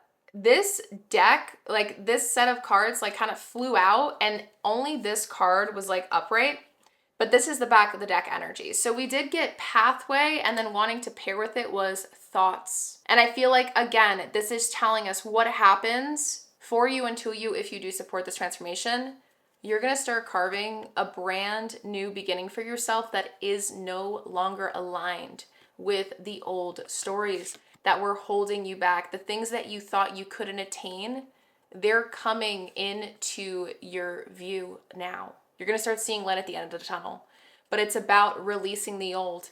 because there's still some residual energy that needs to be released, and I don't think it's fully yours. I'm also hearing doing like a burning ritual might be very helpful, like writing down a letter of goodbye to the old you, a farewell letter to your old self, and like thanking them, releasing them from your grasp, writing a letter to this shadow version, this old part of your identity that's dying, like writing a thank you letter for their service, for what they did for you, but that you don't need them anymore and that you're ready to protect them and protect yourself and show up for yourself. I really feel like that would bring so much healing here, because there is something here about needing to make like an announcement for yourself, like a self-announcement of some kind that's going to help project this even more forward. Yeah, it's going to project it even more forward. It's when you put your mind into it, because the number 16 is reminding me of the Tower card in Major Arcana, and we did get the Tower energy coming up earlier. It's like emphasizing to me like your thoughts play a big role in how the outcome of this unfolds. And I know this because the final back of the deck energy you got is the mutable moon, which is the first waxing crescent moon that we have in your thing. I just realized, I thought this was a waxing crescent moon, but I think it's a waning crescent moon, which is about surrendering. Regardless, nothing still isn't set in stone. Now I get it. Waning crescent moon. Nothing is yet set in stone. So it's like, again, emphasizing the energy, like they're waiting on you to do it, because the waning crescent moon, it happens right before the new moon. So I was talking about the waxing crescent moon happens right after the new moon. The waning crescent moon happens right before a new moon begins. So it's like you're in preparation period still. And this is why it's the back of the deck energy. So now that I got all the back of the deck stuff out of the way, guys, let us now, before I go here, because I do really want to do this, let's just show all the cards that we have to show to you. And I have a little bit of a weird system that Source wanted me to do. So these 3 tea leaf cards are going to go together as one message. And then there was 3 tea leaf cards that came out upright that are going to go together as one message. And then these 2 are their own thing that are going to feed into this stuff underneath it, okay? So for the first, I'm going to share the one that came upright because I think there's a reason why it wants to go first. You guys received Dog Far Away, which says, a distant friend is thinking of you, paired with Rabbit, too much concern with sexual matters, and then Gong, an exciting event. Honestly, I feel like with this, you would, like, I feel like whoever chose this pile is going to understand what this means. And if not, there's someone coming into your life that you once knew that is gonna rekindle something with you that you once used to be able to share. But personally, I feel like I don't even need to dive into it too much, because I feel like if you understand this, like, it's meant for you, and if you don't understand it, then it's not meant for you. I hope that makes sense. But let us keep going. So next up, we received Wreath, Sorrow Over a Loss. Tiger, doing something risky, taking a chance. And lastly, Hills, obstacles to overcome. That's what I'm saying. And what's interesting here, I do want to say, okay, now there's a very specific channel message coming through, so it's probably not going to resonate with everyone, but I'm going to share it because Source wants me to. I had to pause this video several times while I recorded your reading, file number 1, and it's because there were some interruptions. And there was someone that came to me, ended up consoling in me, crying about their grief with a loved one that passed a year or something ago. And they were so scared of this new beginning that they're trying to create for themselves, and they're really missing their loved one. And they were asking me, like, can you ask them, because they know that I do this work, but they don't know exactly what it's about.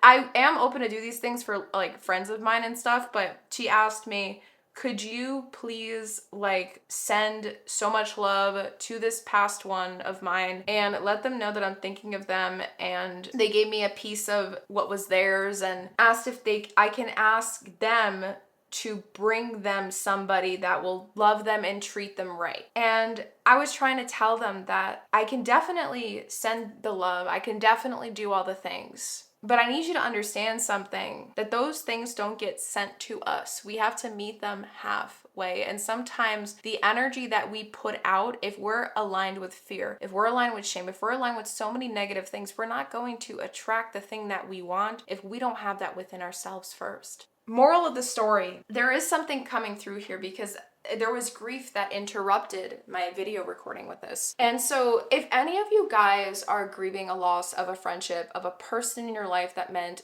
a lot to you, or specifically just someone that may have passed in general, I want to let you know that that person, at the end of the day, whatever did happen, they do wish the best for you. They do want the best for you, but they want you more than anything to want the best for yourself. And stop thinking that putting a Band-Aid on it is going to make it better. There's something here about you'd be doing yourself a disservice if you weren't willing to take the risk now. And I think the word risk has come up like 3 times in total so far in your reading with the Fool card, and I think I mentioned it another time separately and then here. And what's really interesting, I did feel called to bring in my blue tiger's eye crystal for this pile, and I didn't understand why, but now I do. There's something here about needing to believe in yourself more than anything right now to be able to do this. And you're going to be able to overcome this more than you realize, pile number 1, but you need to get your head in the game and realize that and know that whoever may have passed, if there was someone that may have passed, I send my love to you. I also want to let you know that they are one of your guides right now and they are rooting for you, like aggressively. I think that there's something that you are meant to get that they were never able to gain for themselves. And it's like they're watching over you, hoping that you do it. And so, I just really felt called to share that because it was in the cards. And with that, let's actually, before we go in here, let's look at the last tea leaves you guys received. So this one landed on top of the Star-Crossed Love, Primal, and then the Magician in reverse. So we have Forest, Muddled, Unclear, Thinking. So clarity comes. And Target on top of Clouded, Reverie, and Resistance, a goal-oriented person. So again, it just keeps coming back to it. What happens for you and to you if you do support this? You're changing, and the change is for the good. You're literally changing your whole life around by making these decisions today, pile number 1. And following through with them is what gets you there. It's the consistency that gets you there. We have Privileged Lady and Judication. And then the final card is Full Moon in Libra, a win-win outcome, is Forecast. Now, again, this might also have to do with legal matters. So if that is also the case, there you go. You're going to get something that solves everyone's problems. It's really fascinating, this pile, how many different things this could be about. But the other thing that I'm also feeling is like discernment here. Judication is giving me the idea of like discernment and like recognizing that what happens to you and for you if you do support this transformation. Pile number 1, you get a win, but the other things around you also benefit as well. And with Privileged Lady and Judication, there's a lot of 3s here, so the number 333 is going to be of significance, and I kept going back to the number energy of 3 earlier, so I feel like 3 is like your magic number. If you see 3 a lot moving forward, that's how you know you're on the right path. I just wanted to share that with you. And the other thing I want to let you know is that it all is going to work out. Like, you need to understand that. The letter J may be of significance to you as well, and I don't know why. I'm also hearing June in my head, so that could be a name or like a month as well. And then lastly, for what happens for you and to you if you do support this, the astrology placement, I guess you can say, that you received was Mars in Aries. So for Mars in Aries, the key word here is impulsiveness, and it's ruled by the first house. It's the suit of action, and Aries is all about self-will. So when it comes to this card and what I was mentioning earlier about the moon, I was reading the depiction here for the description of the image, and it says, a wild figure on horseback gallops as if in a race. The symbol to the left is one of the greater seals, symbolizing the 6 steps of creation and is a protector of all things. The horseshoe symbolizes good fortune, resembling the bull-like crescent of the waxing moon. And that's where it's coming in. So there is something here about setting intentions and you being ready to just go take the action, go do the thing. And not only that, but knowing that you're going to be able to, like, you're going to flip a switch in yourself the second you get your brain and your mind on your side here, pile number one. I need to make that extremely clear. And the fact I just realized, privileged lady is literally the Nine of Pentacles. Living the dream. So it's like, this just keeps coming back here. And it's interesting, you know, like I wanted to see what your future is. It keeps going back to you, love. And I think it's because they want it all to be about you right now. You need this more for yourself than ever. And this is the thing that's going to reverse anything that you thought was like permanent in your life. And I did want to share this in case it resonates. So for events when it comes to the Mars and Aries card, and by the way, 9, 10, 11, 12, 12th house, this is an ending and a death.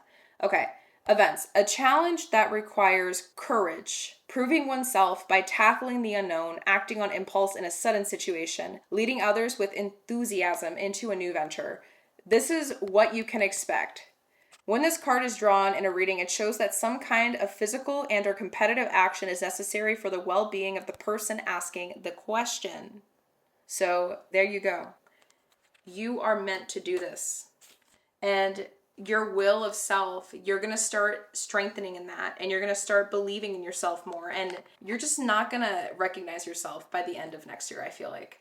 So that's also really trippy to think about. So with that being said, my loves, before we wrap it up for your reading today, I did get cards ready for your final messages from Source. And before we look into them together, you did end up receiving 2, and then these are the messages that come along with the cards. Before we share them, I did want to share with you a Healing Light mantra card that did come out for you. And if you do feel aligned with this mantra, I do encourage you guys to write this down in a journal or notebook or whatever you have with yourself in hand, and pause this video if you have to write it down. But I do encourage you to practice either writing this down once a day for 7 days straight, or repeating it out loud to yourself with slow, intentional, diaphragmatic breathing.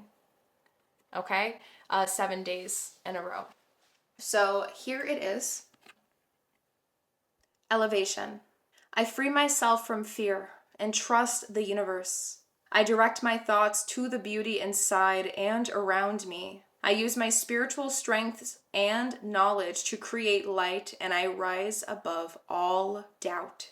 Release the self-doubt. You can do this, my beautiful pile number ones.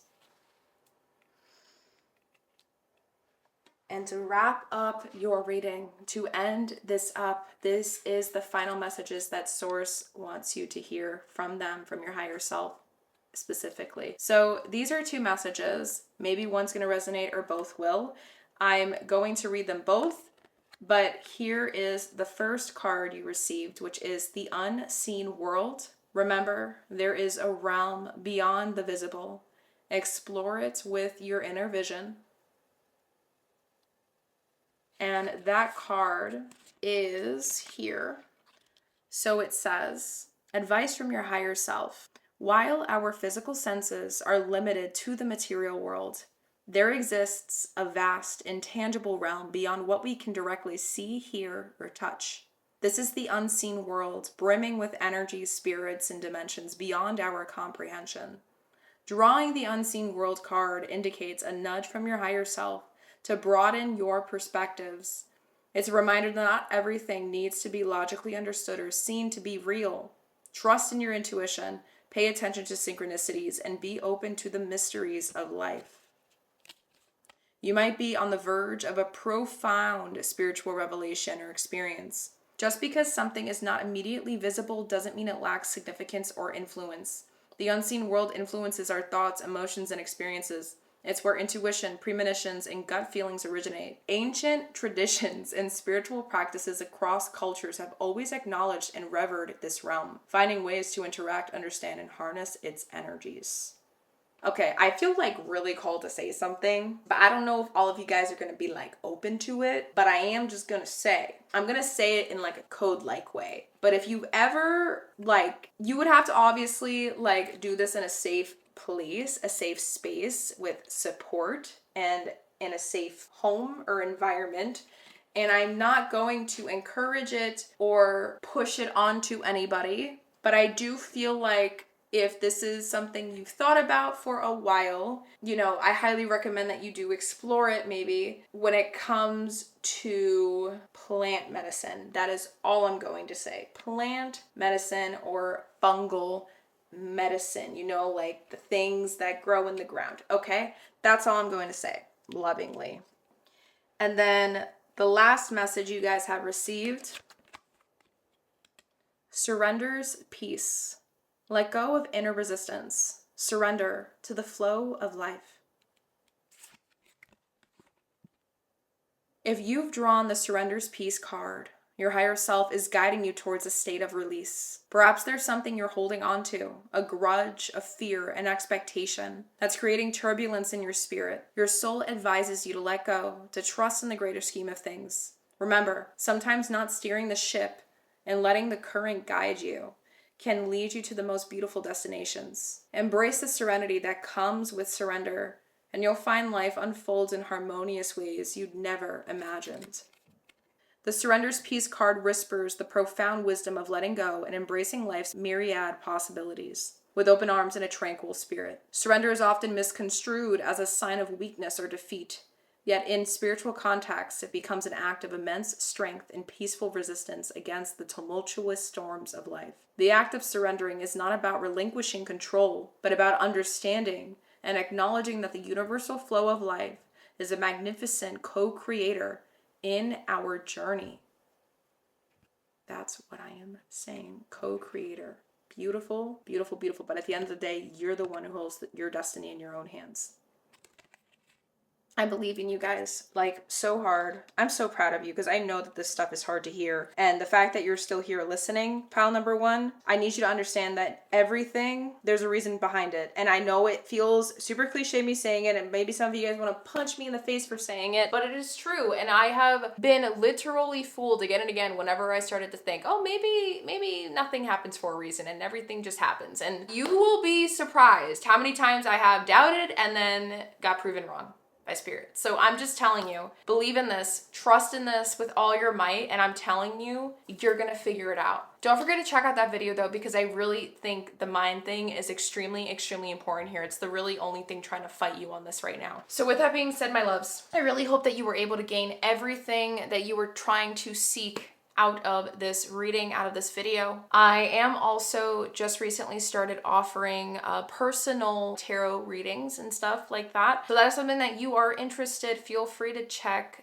down in the description box below, and you're gonna get to fill out a form and share with me the type of reading that you were looking to get from me, and I will be able to get back to you and see if we could be a good fit to work together on it, okay, loves? Anything else other than that, if you do feel called to join the community or give this video a thumbs up, a thumbs down, really however it resonated, any little form of engagement that you guys do, from a share to a like to a subscribe to a comment, all of those things, guys, literally helps support my channel, the building of it, and the mission that I'm trying to spread into this digital community, which is about how healed people are the only things that really help heal this world. And in order to have more healed people, we gotta help heal ourselves. And I'm trying to build a community of like-minded individuals that want to show up for themselves, that want to embody the most healed version of themselves as best as they can. But I feel like it's easier said than done, but the best way to do it is in a supportive community. So, feel free to share your story down below to show to people here that this is a community that we're in the process of building. I need people like you to show the world that I am not the only one wanting this. I need to know that you want it just as bad. So feel free to join. Give this video a thumbs up. It helps push the channel out to other people that need to hear this message too. And I send you so much unconditional love. Hopefully I will see you in my other pick of cards to come. Bye.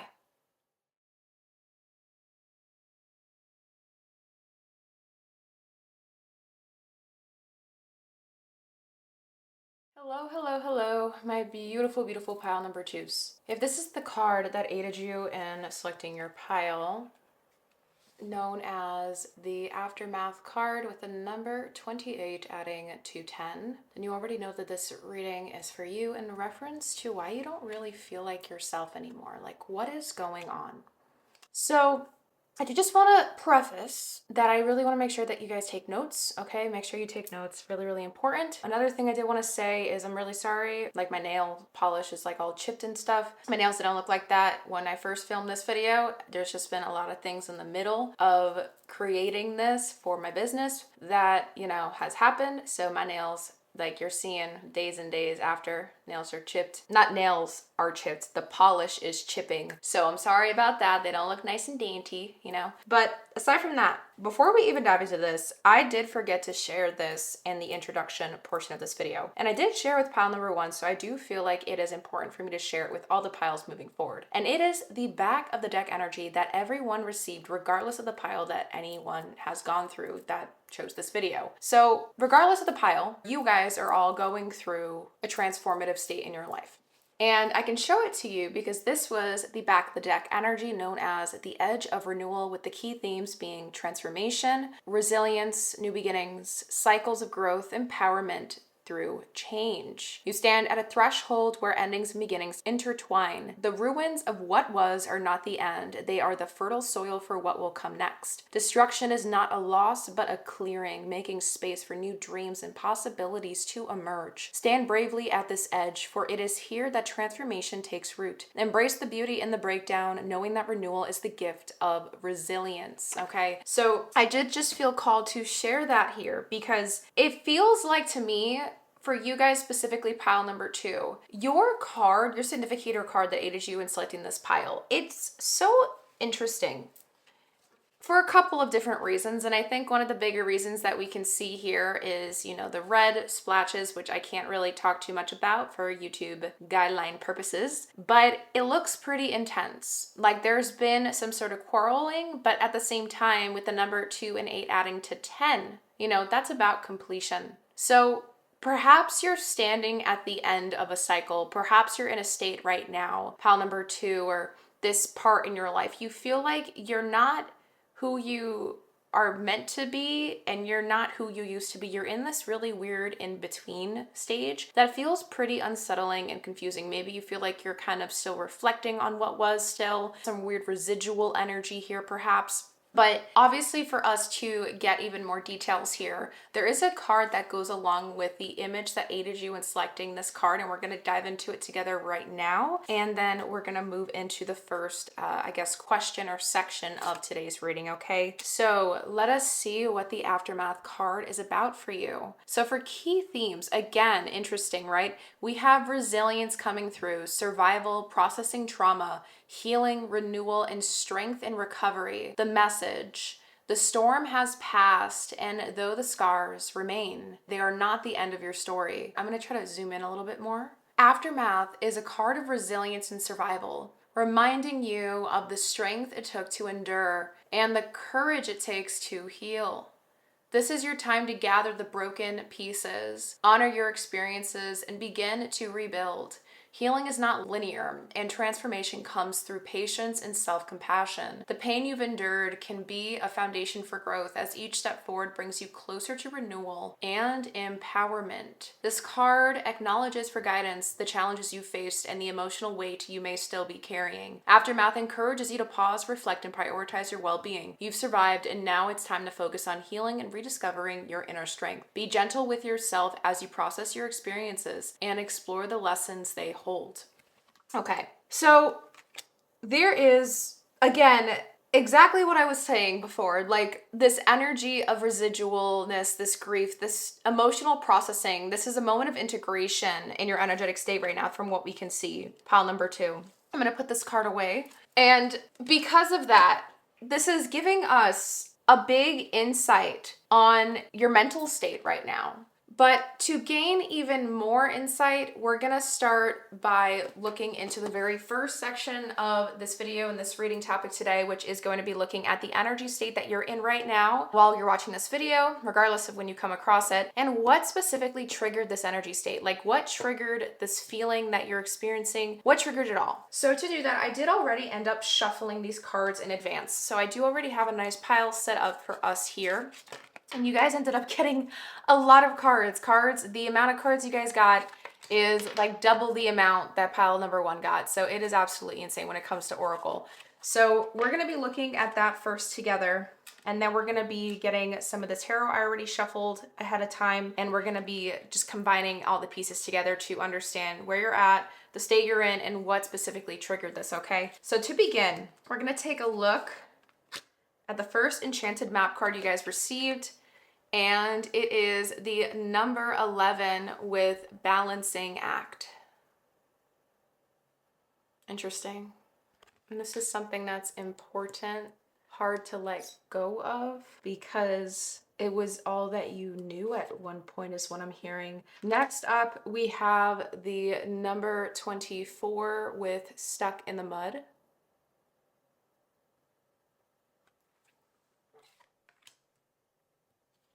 And then we have the number 10 with rock bottom. Okay. Let's keep going. For the chakra wisdom cards, you guys received multiple. I think you have 3 here. The first one you received is ruled by the root chakra with the word acceptance. Okay. Just trying to make sure we have space. Next up, the sacral chakra with the keyword perseverance.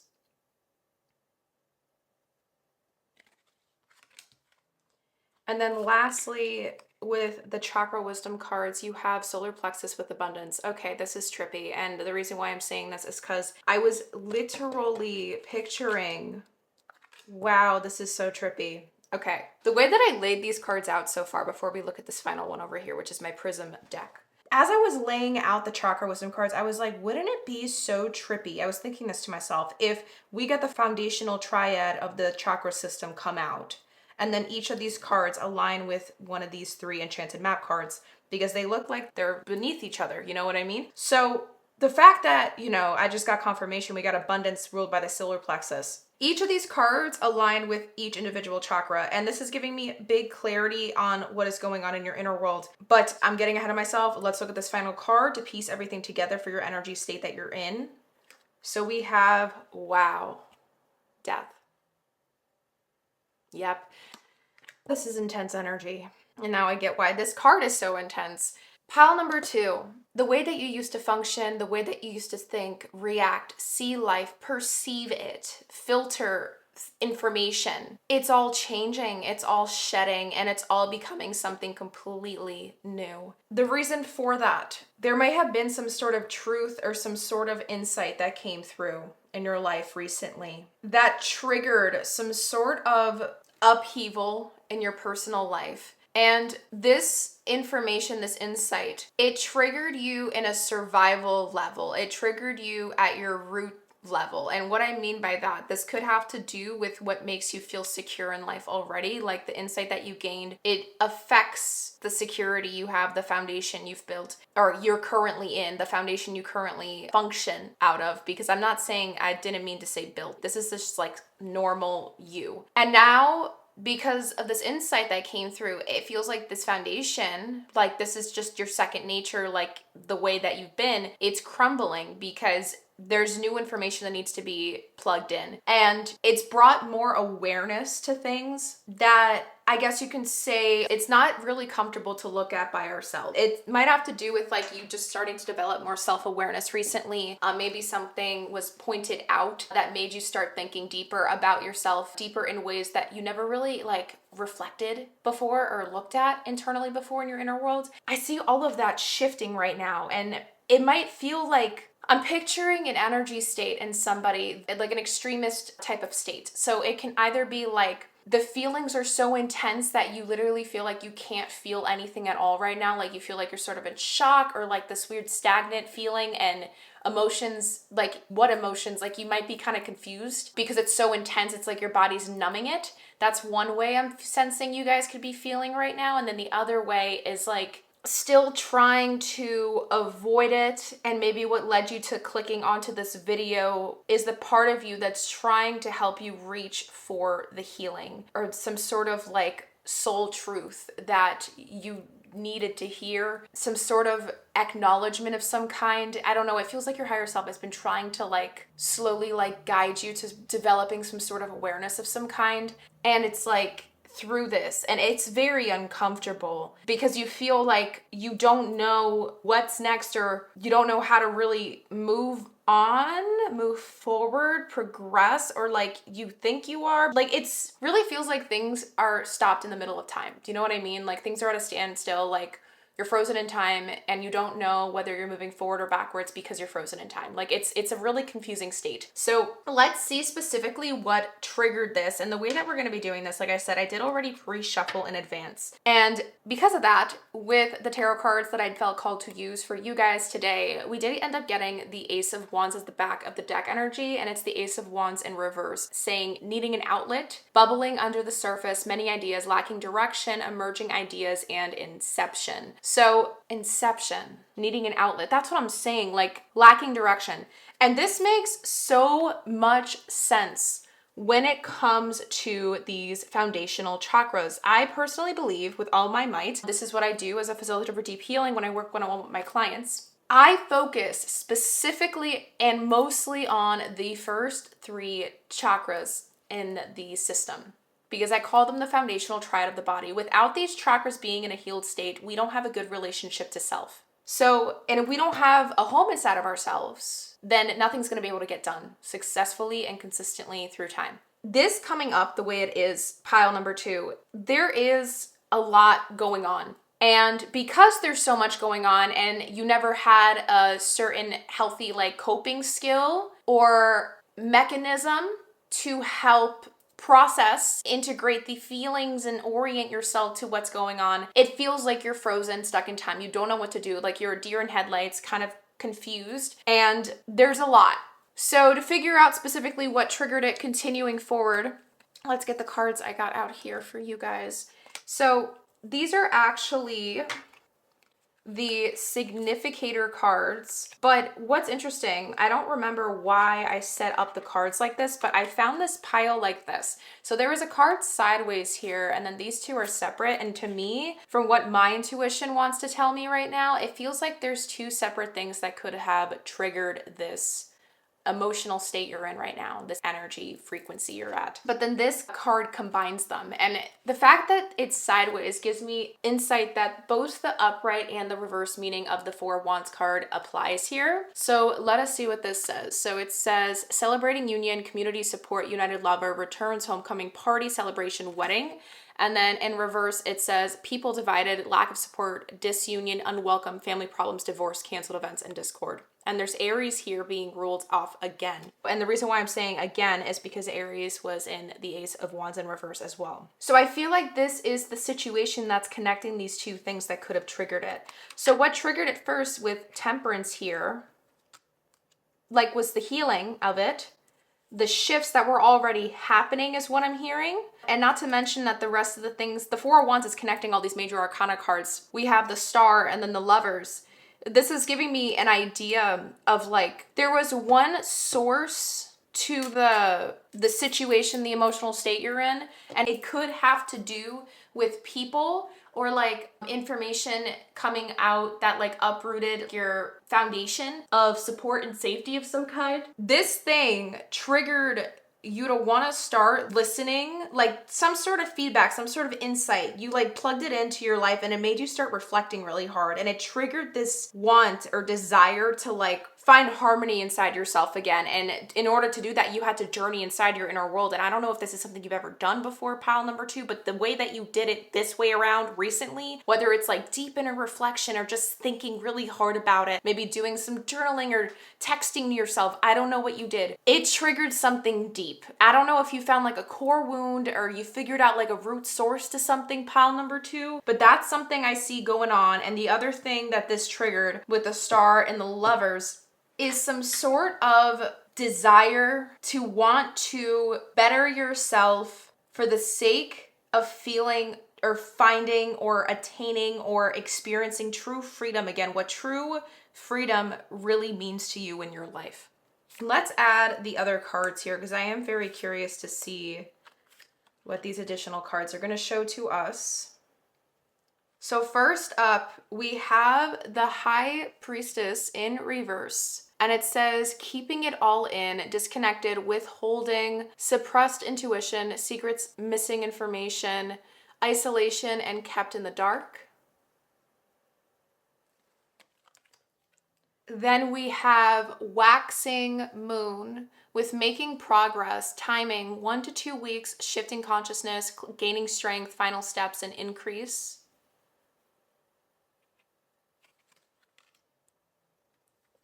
Then we have the devil upright, where it says strings attached, things that grip you, the shadow self, materialism, restriction, obsession, addiction. Can also represent, I can't say those words, there they are. And then lastly, we have the Six of Pentacles in reverse, and it says strings attached, one-sided, conditional giving, subservience, unpaid debts, dependence, greed, being undervalued.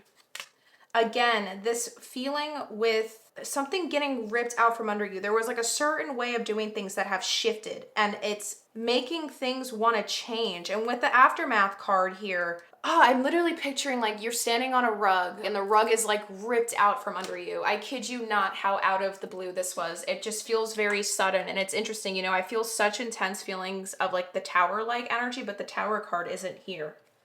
And reverse destiny. Yeah, but this was meant to happen. There's something here that you are awakening up to. And what triggered it was some sort of situation, a dynamic, a way of being that in some sort of connection or way of life. It was an area of your life, pile number 2, that affected your foundation, your way of doing, your routine, ritual, like something in that way. It got ripped out from under you. Some insight was brought to the surface that really made you start thinking aggressively about your inner world, or like wanting to reflect, wanting to better yourself in some way. You realize some really heavy things. Or if anything, you've known this for a long time, but now you're finally making it real by like bringing it out there, or like you're finally at this point in your life where you're like, I'm ready to start like looking at it for real, not just like burying it deep under my life feeling crap again, because like I don't know if that's something you've been doing, but it's like you're finally starting to make amends with like, you're still ashamed, there's like shame here, but it's not strong enough anymore where you're gonna keep letting yourself suffer silently, or like let yourself not deal with it anymore. Like you're not repressing this anymore, this thing that you gained insight on.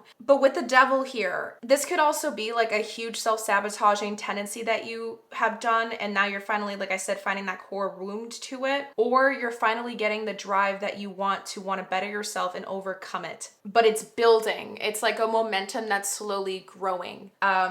With a waxing moon.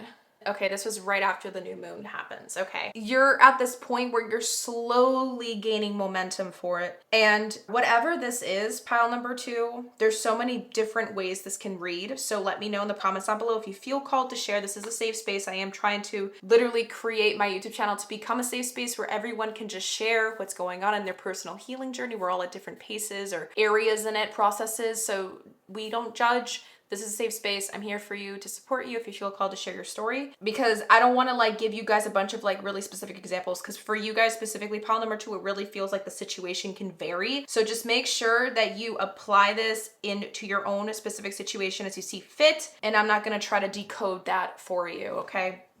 So with that being said, let us now move in and gain even more clarity and depth and detail here by layering stuff on top of this, okay? And what we're gonna do now is start looking into what part of your identity is dying specifically, and what purpose did it serve? What did it serve you? Because obviously we see something huge here is dying, and there's an awakening in the midst. It feels like you're in some sort of massive spiritual awakening of some kind, or like a dark night of the soul. But let's see specifically what part of your identity is dying here. So with that, again, I did get the cards already shuffled in advance. And with that, we're going to be using my Shadow Workers deck, my Citadel deck, and then my Past Life deck. So with this, I believe these cards came out like this. Yeah. So we actually ended up getting, so the way I use these cards, how they fall out, I look at the words that are facing me like upright. So you ended up getting trauma, loss of status or reputation. And then you had faith, secret, love, LGBT. And then faith, mystical, identity, father. And then again, another trauma is witness or bystander. So let us do that. Next up, you guys received suppression. Express, don't suppress. Authenticity is freeing. And then there's words at the bottom and it says restraint, repression, and censorship. Literally, I was just talking about repressing things. So that's very interesting. And it could be part of your identity that's dying right now. That could be why that came up. For the other shadow card you received, judgment. Judge less, understand more. Exactly. Criticism, evaluation, and condemnation. I know it might be hard for you guys to see where you're looking, but wow. Judgment, again, reminding me also of the major arcana card of judgment, the awakening, the reckoning, the call, the truth that you're standing firm on. And with this, pile number 2, this is giving me instant confirmation that this has to do with a truth that you are finally not ignoring anymore. You are listening to it. And I know it's hard. It's so hard to hear this truth, but you're finally giving yourself space internally to sit with it. And it's hard. It's a lot of feelings. And then lastly, you have the pilgrim with opportunities and growth. There's light at the end of the tunnel, again, being reborn. And now I get why there's the star with temperance. And wish granted, I just realized, like, you're finally realizing a lot of things that are getting you to where you want. Like, maybe there's things that you've dreamt of wanting or attaining or accomplishing or embodying for yourself in this lifetime, pile number 2. And I want to let you know if any of what I just said resonated in any way, shape, or form, even like a little bit, I'm telling you right now, what you are experiencing is part of the manifestation process of the things that you wanted. A wish is being granted here through this process of unraveling that you're experiencing. Regardless of how uncomfortable and not too pleasant it might feel right now, this is something that was extremely essential and is extremely essential to help you get the things that you really want.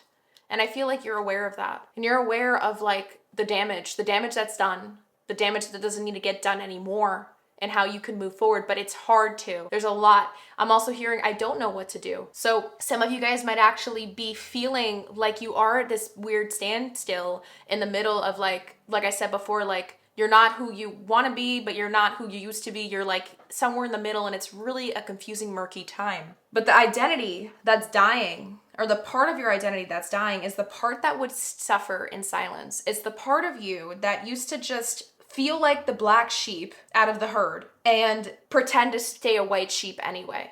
Or pretend that you have white sheep problems, not black sheep problems, because the black sheep problems are, what's the word? Alien. There's a word that I can't think of right now. I can't think of it. It's like some big fancy word, but I forgot it. Oops. So yeah, alien. Or just suffering in silence. Because of shame, because of this fear of like people like looking at you differently. This could be an addiction, because with this foundational triad, you know, like literally when I first opened up my business was all about the foundational triad of the chakra system. And I made a program helping people, and people specifically, overcome self-sabotaging tendencies revolved around bulimia. And these 3 chakras have a lot to do with addiction. I've worked with people in alcohol abuse and a lot of different things, and I am not a licensed therapist. I'm just a facilitator for deep healing, trauma-informed. You can look at the description box below if you feel called to explore those things, or book a one-on-one free soul clarity call with me. But what I'm trying to say is like this whole thing is just reminding me of that type of person, the energy, the clients that I do work with and have worked with in the past. And you're literally rebuilding your foundation right now, or you're about to. And the part of your identity that's dying is the part of you that would have held you back from being able to do all of this, or this feeling, this desire. There's something that wants to happen. It just feels like maybe you're a little bit confused on how to begin it, but the drive or the fire is there. It just feels like there is a ball of fire slowly growing in size and heat and pressure and intensity, but it just keeps growing in place. It's not really going anywhere. And so the more that happens, the hotter it's gonna get, the more intense it's gonna be, to the point where it might just explode and bring more damage than good. And I feel like you're trying not to let that happen, but at the same time, you're a little bit confused. And the purpose that this served, let's take a look. So I have my black tarot deck here. So these are the 2 significator cards that came out. And then we have, I think, a total of 4 tarot cards. So before we go there, here is the back of the deck energy. We have Temperance coming through again. And so what purpose did it serve? It tried to hide. Its purpose was to make you seem like you were fine on the outside, and to seem like you had a good head on your shoulders, and like you knew what was going on, and that you were fine, that your emotions were fine, that you were going to the goals that you wanted to go attain. I feel like you're naturally a successful person, or maybe in career, like I feel like there's some sort of reputational status. There's some sort of like something here about being seen. It's scary for you, like visibility of some kind. Maybe there's a visibility wound. There's a fear of being seen in your vulnerability. Maybe you find that weak. The identity here that's dying and the purpose that it served was to protect you from being judged, your vulnerability being judged. Like you never wanted to be seen as weak. And this identity, pile number 2, this part of your identity, it tried to protect you from being seen as weak. And it was a little bit of a control freak. It would do things, make you identify with like a sense of self that was actually so much farther away from your real truth. And I feel like a part of you can understand what I am saying, but another part of you might actually be fighting what I am saying as well, because you identified with it so strongly. There was a need for control that got a little bit too out of hand here at one point. And in order to maintain some sort of visibility thing, some sort of balance on the outside or exposure, like on your outer world, like everything always looked like fine and dandy is what I'm hearing, or something like that, or what I'm envisioning in my head. But then it's like behind closed doors, like you were a completely different person. It's like this mask, this layer, this skin was taken off, and like you were the only one that saw that truth for such a long time. And you don't want to be in the shadows anymore of your own mind. Like it feels like a prison. It feels like you're stuck. It feels like someone is suffocating from their own air that they breathe, and they have the whole freaking right to keep breathing, but you're not letting yourself get a breath or catch a break because of this need to keep performing, looking fine or being fine on the surface. But let's keep going into it. So for the significator cards, we received the Page of Wands and the Page of Swords. So 2 page cards. And that's what I'm saying. There's this sense of immaturity here, and not in a mean way, but in the sense of like, this was a persona, something that you identified with for such a long time because you didn't know any better. I don't know if you didn't have like a lot of prior knowledge about nervous systems or your survival states or your trauma responses. Like maybe this is all like big gibberish words. For some of you guys listening to this pile, it's like this is all you knew to identify with because this is all you had to look at or go off of. And that's why it was so hard to detach from it for so long. The purpose that it served was to keep you stuck, and keep you stuck in the sense of like not letting you get to ever really transform or evolve or ascend, but also never let you degrade or go into a lower frequency. It just helped you stay contained on like a certain level and not really go up or not really go down. And so maybe that actually kind of applies to what I was feeling before, like the energy state you might be in, like it kind of exactly what I described, but this is what the purpose of it was. So maybe that's why you feel that right now, like that residual weird confusion energy, because this is really genuinely all you knew, pile number 2. Next up, we have the Moon upright.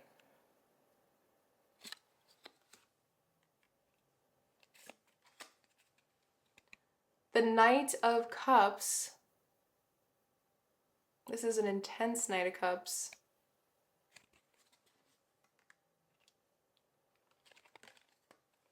The King of Wands.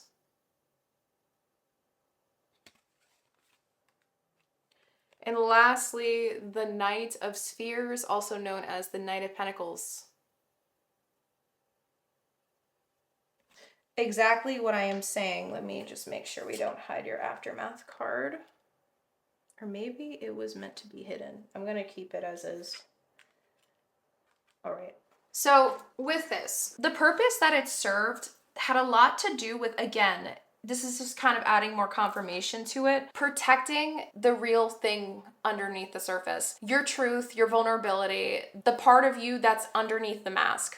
The part of you that doesn't get to perform, that doesn't need to perform. It was in a very, I don't like this word, what I'm about to say, but I cannot think of a better word right now, okay? Just know that I'm not trying to insinuate anything. But the purpose that it served had to do with protecting a part of you that was in a very broken state of mind, a very broken state of energy in general. It just felt very broken inside. It didn't know where to go. It didn't know where to turn to. And because it felt so lost and confused and scattered and broken, it latched onto the one thing it could think of that gave it a feeling like it's in control, or to feel somewhat complete in a very illusioned way, a way that's not accurate or real or true to the actual situation. It was the quickest thing it can reach for that gave it a sense of that as quickly as possible, like to reach it as quickly as possible. And it wanted to try to stay there.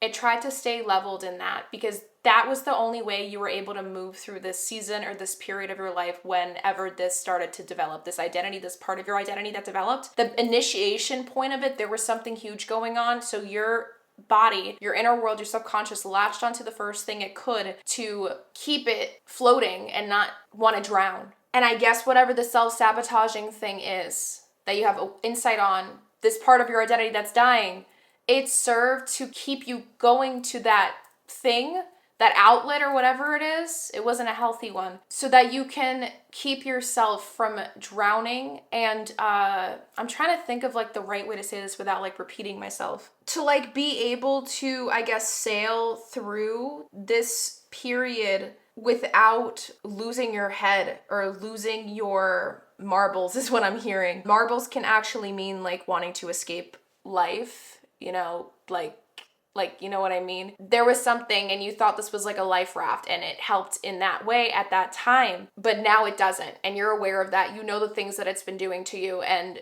I feel like a part of you doesn't want it to be that way anymore. Maybe you actually have been in a process of healing and releasing it for a while. So now you're starting to practice forgiveness to yourself. There's so many different ways this can show up. Pile number 2. But let us now see how you can best support this transformative time in your life. And we're going to do that. And then we're also going to see what happens for you and to you if you do support this transformative time. So with that, this is where things get kind of crazy because I have this deck that is known as a self-discovery deck, and it gives you guys a bunch of prompts that you can like journal and like reflect on in your own time after the reading is complete. You guys are the first pile that has ever received, look, 1, 2, 3, 4, 5, 6, 7, 8 different self-discovery prompts from multiple, as you can see, the colors vary in multiple different life categories. So I honestly never thought I would get this many cards for any pile, but Source has spoken,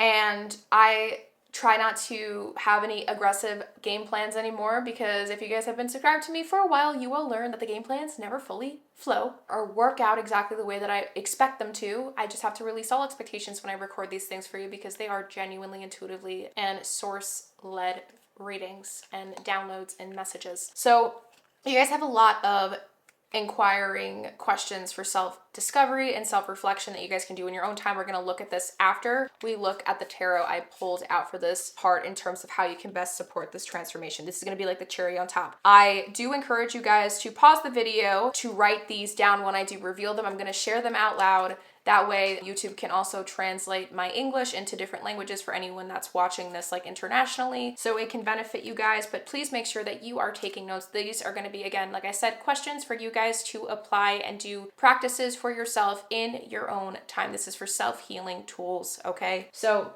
before we get there though, let's look at these cards. And this is my Chakra Wisdom Tarot deck. So we have 1, 2, 3, 4, 5 cards.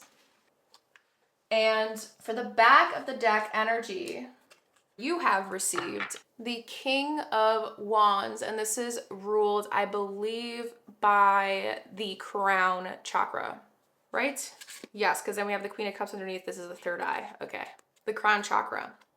So I actually really like this because the King of Wands can sometimes come up as a little bit more arrogant in comparison to all the other kings in the tarot. But the fact that this deck in my Chakra Wisdom Tarot deck uses the crown chakra to align with the King of Wands here is giving me insight of like aligning with your truth, aligning with your, it's like the Lover's energy when it comes to harmony and choices and alignment to your soul's truth. It feels like you are meant to become the leader of your life, become the empowerer of your life, the superhero that saves yourself from drowning. And I feel like you're literally like gearing up for battle in a way mentally right now. And that can also be creating this weird teeter-totting like energy of like limbo, a state of limbo.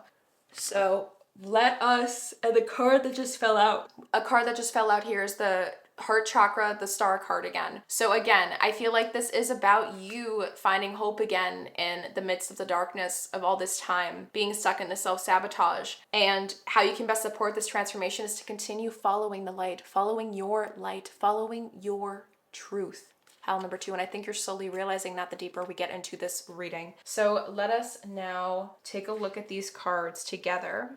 So first up, we have the Two of Pentacles ruled by the sacral chakra. This is actually really interesting because like ships, the ship, normally this would be like Two of Wands energy, but the ship here, this is giving me perseverance energy. So that's really fascinating. Let me figure out where I want to place this. Actually, let's place it here. Okay, 2 of Coins. Then we have the Princess of Coins, also known as the Page of Pentacles, ruled by the heart chakra.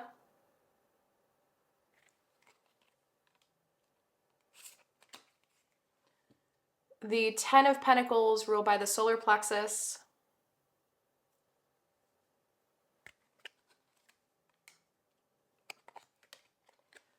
The Knight of Cups, ruled by the throat chakra.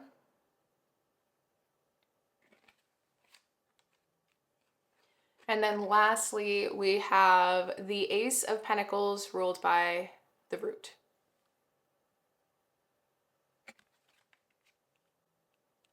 How can you best support this transformation, pile number 2?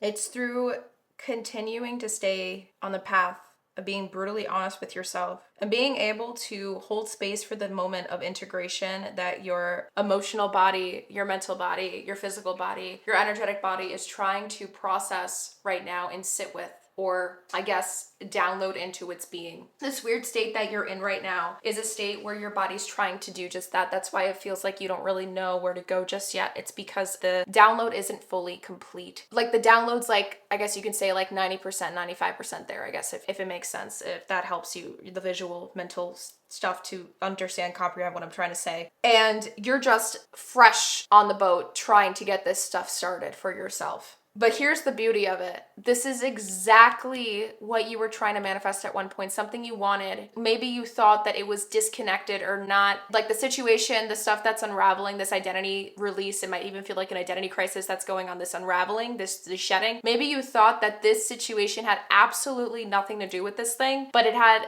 every single freaking thing to do with this thing that you want. Or always wanted. There's a life, some sort of goal, some sort of outcome you've always wanted for yourself, pile number 2. And what you're experiencing has to do with helping you get there. But the only way for you to go there and stay consistent at it is to keep honoring and allowing yourself to be able to hold space to let these truths be integrated and downloaded successfully and in their own timing. With the Ace of Pentacles coming through, and it is in connection or linked up, I guess we can say, with the Knight of Cups here, there is something here about opportunity to set this more into stone coming up. And the reason for that, I do feel called to continue sharing, because I did mention it earlier, but I do feel like this is source kind of giving me like a little bit of a nudge to keep pushing it.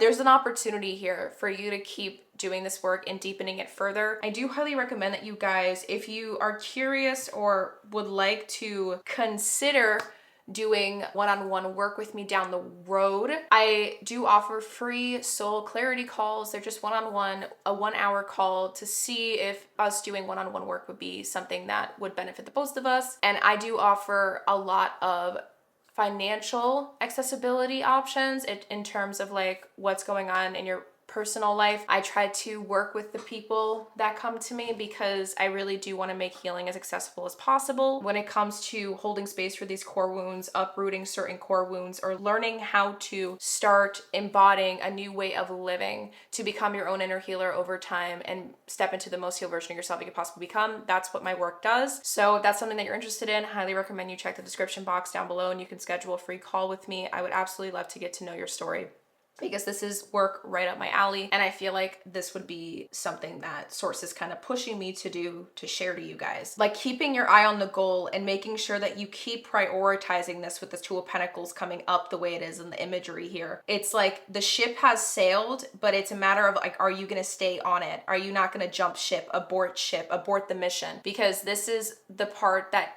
a lot of people quit at. This is why a lot of people stay stuck in self-sabotaging tendencies. This is why a lot of people aren't in a healed state of mind, because a lot of us, when it gets hard, it's usually hard at the very, very beginning. So if that's something that you can resonate with, I do feel like maybe looking into one-on-one work with me would be something that could benefit you, and I guess also benefit me, because then I get to meet another beautiful human like yourself, okay? So with that, let me also share with you the self-discovery inquiring, I guess, journaling prompts you guys got. You guys got a lot. So I feel like that's got to be a reason, or like this is going to be the initiation you need to align with the Ace of Pentacles that's going to help start driving this process even further. Again, you can also feel free to share like the things that you pull out of these reflections. I would love to know. Share with me in the comments down below, or even in the community tab section of my YouTube channel. Okay, guys? So let us take a look. So this is for your roots. And the question is, what has your life taught you about taking risks and embracing discomfort? What has your life taught you about taking risks and embracing discomfort? So again, pause the video, take notes, because I'm going to keep on going. Next up, for emotional intelligence category, how can you navigate the emotions that stir you up? How can you navigate the emotions that stir you up?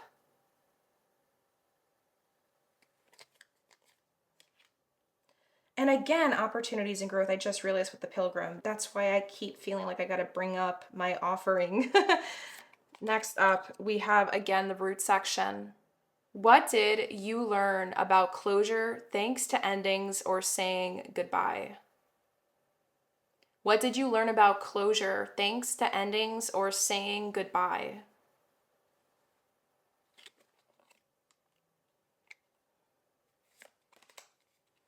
Another root category question. What's your philosophy about life?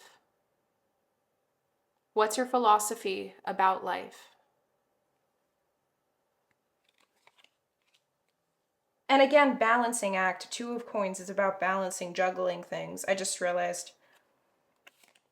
Then we have, again, the biggest category here is your roots.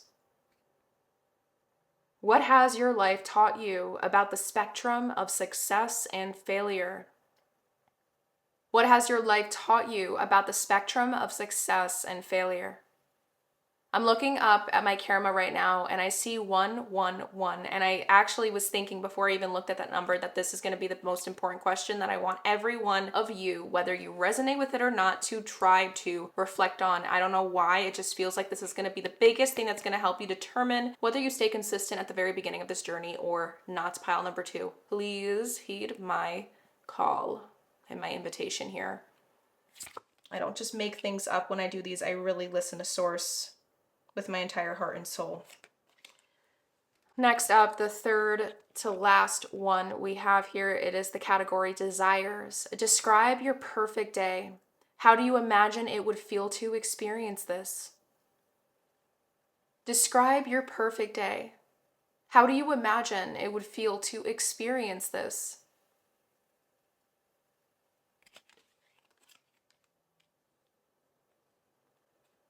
The second to last one we have here, again with desires category. What would you do if you knew you couldn't fail? What would you do if you knew you couldn't fail? And then for the last one, this is the one category you guys received, the one card for this category of relationships. What support do you desire in your life right now? I'm telling you guys, I really feel like booking a soul clarity call is like one of the biggest things that's coming through. What support do you desire in your life right now? And I'm not trying to market myself. I swear to you guys, I am not. It's just you guys are the literal one pile. I've done readings for a long time on my channel. You could see that it just keeps pointing back to it. And not to mention roots. Like, I help people uproot their roots to look through it, and I hold space for them to be able to do that. So just sit with that, and you can always check out my playlist on my YouTube channel. I have a lot of things on looking into the root chakra healing. That could also be another nudge for you guys to check that out as well. But let us see, out of curiosity, what happens to you guys, for you, and to you if you do support this transformative time. So we do have some tea leaf cards. We have fortune telling cards. I have a Moonology card for you. And then I also did get a soul lessons card and my Oracle of the Radiant Sun booklet. I already did all the flipping. I got the paper that's meant for you. And you actually ended up landing on 2 spots. So you have Saturn in Gemini and Saturn in Aries. So Saturn in Gemini, the keyword here is concentration, and it's the Saturn is the suit of ambition. And then we also had Saturn in Aries with the keyword being risk. Okay, so let us read what these images are about. With Saturn in Aries, here is the image. A boy, worldly possessions over his shoulder, bravely passes a menacing bear. The North American Indian fetish is a protection against danger. A key symbolizes Aries' boldness in opening doors, and a starred tree, the fruits of Martian courage. So this is like, again, the beginning. It's ruled by the first house Aries energy, and there is a new beginning, a new cycle that you are about to begin for yourself. But then pair it with Saturn in Gemini, with the 3rd house keyword concentration, the image here, and it says, a star is centered in a delicate spider's web. The web signifies patience and concentration. Above, an imp cavorts astride a pair of tightly closed lips while 7 swords dance dangerously around him. Again, okay, now I get it. The combination of these 2 things, Saturn and Aries, the boldness to begin, and the ability, the resilience, the ability to persevere through it right now, the ability to stay consistent no matter what little booby traps might lie ahead. This is where a lot of people start giving up, because it's where relapse comes in. And when I think about relapse, I don't want you guys to see relapse as like some dirty, nasty word. I used to try to talk to people about what addiction really is and how addiction is actually one of the most common things in our society today. But a lot of people see that word as so, what's the word? I can't think of big words right now, guys. I don't know why. So taboo. There we go. As I thought taboo was a big word.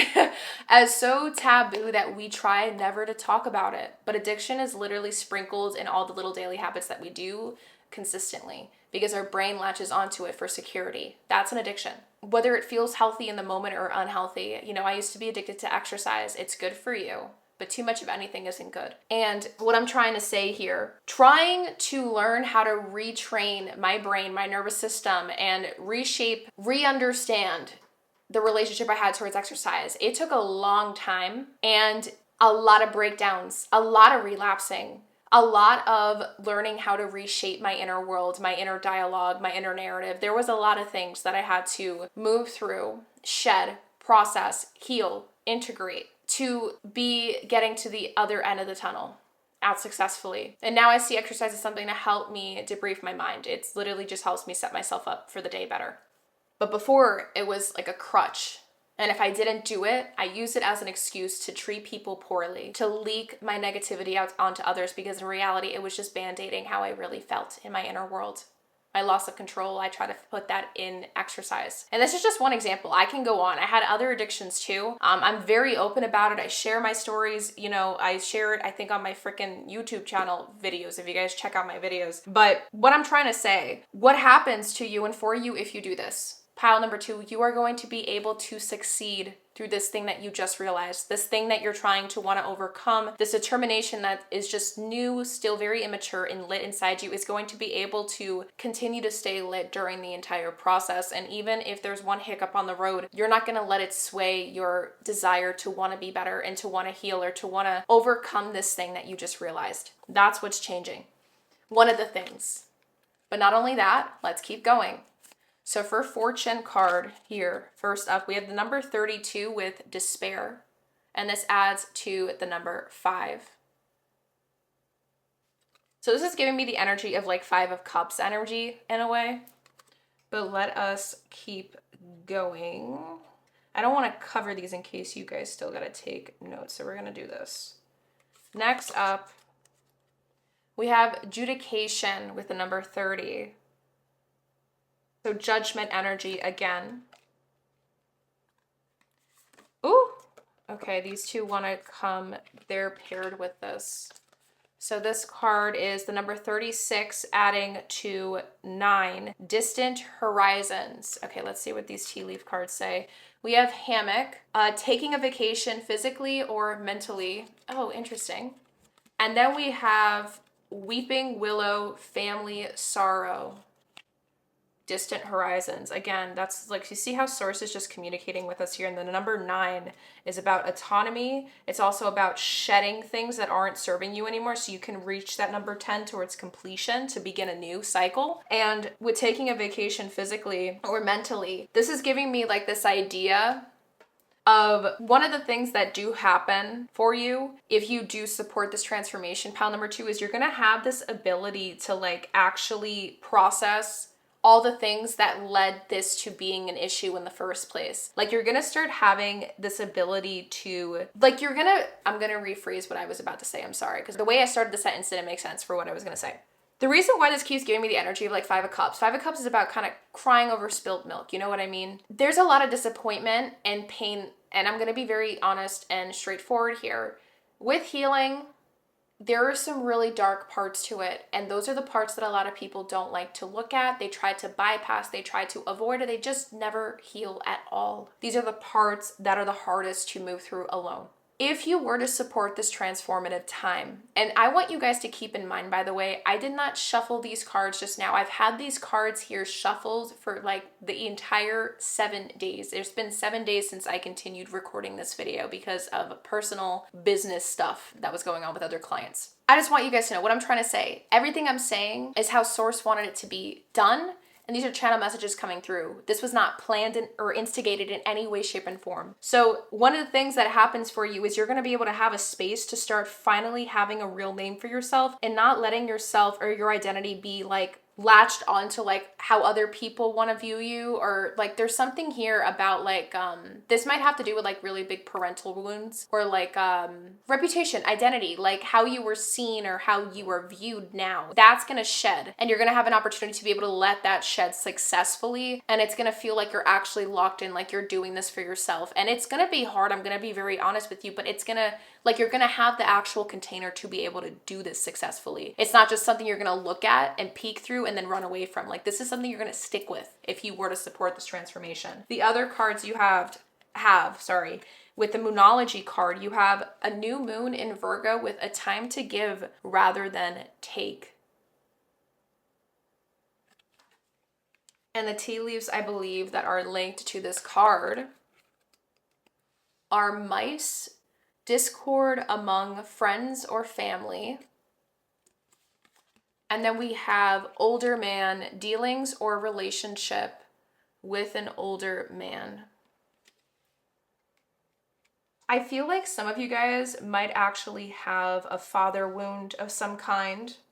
or a masculine wound. And when I talk about masculine wound, this could be like a masculine energy, like yin and yang. Yang is masculine, yin is feminine energy. This can also be like sun and moon. Sun is masculine, moon is feminine. So maybe your relationship with being able to like get things done, have a sense of control, your drive, where your passion lies, that is shifting. You're going to be able to start actually aligning the motivation or desire to like get things done with your truth, and like actually honoring what your body wants for you, and like start like treating yourself the way you deserve to be treated. Like there's going to be more self-love play in here, but it has a lot to do with also like a wound of like this masculine wound. This could be like a father wound, and this can also be like the masculine energy wound that I was talking about, that I was giving you guys explanations for. The father wound, though, to be more specific, you're going to be able to forgive that and heal it. What I'm hearing for some of you guys, if this does align what I am saying, is that I'm hearing scoffs being made. I'm hearing someone like saying, yeah, right, like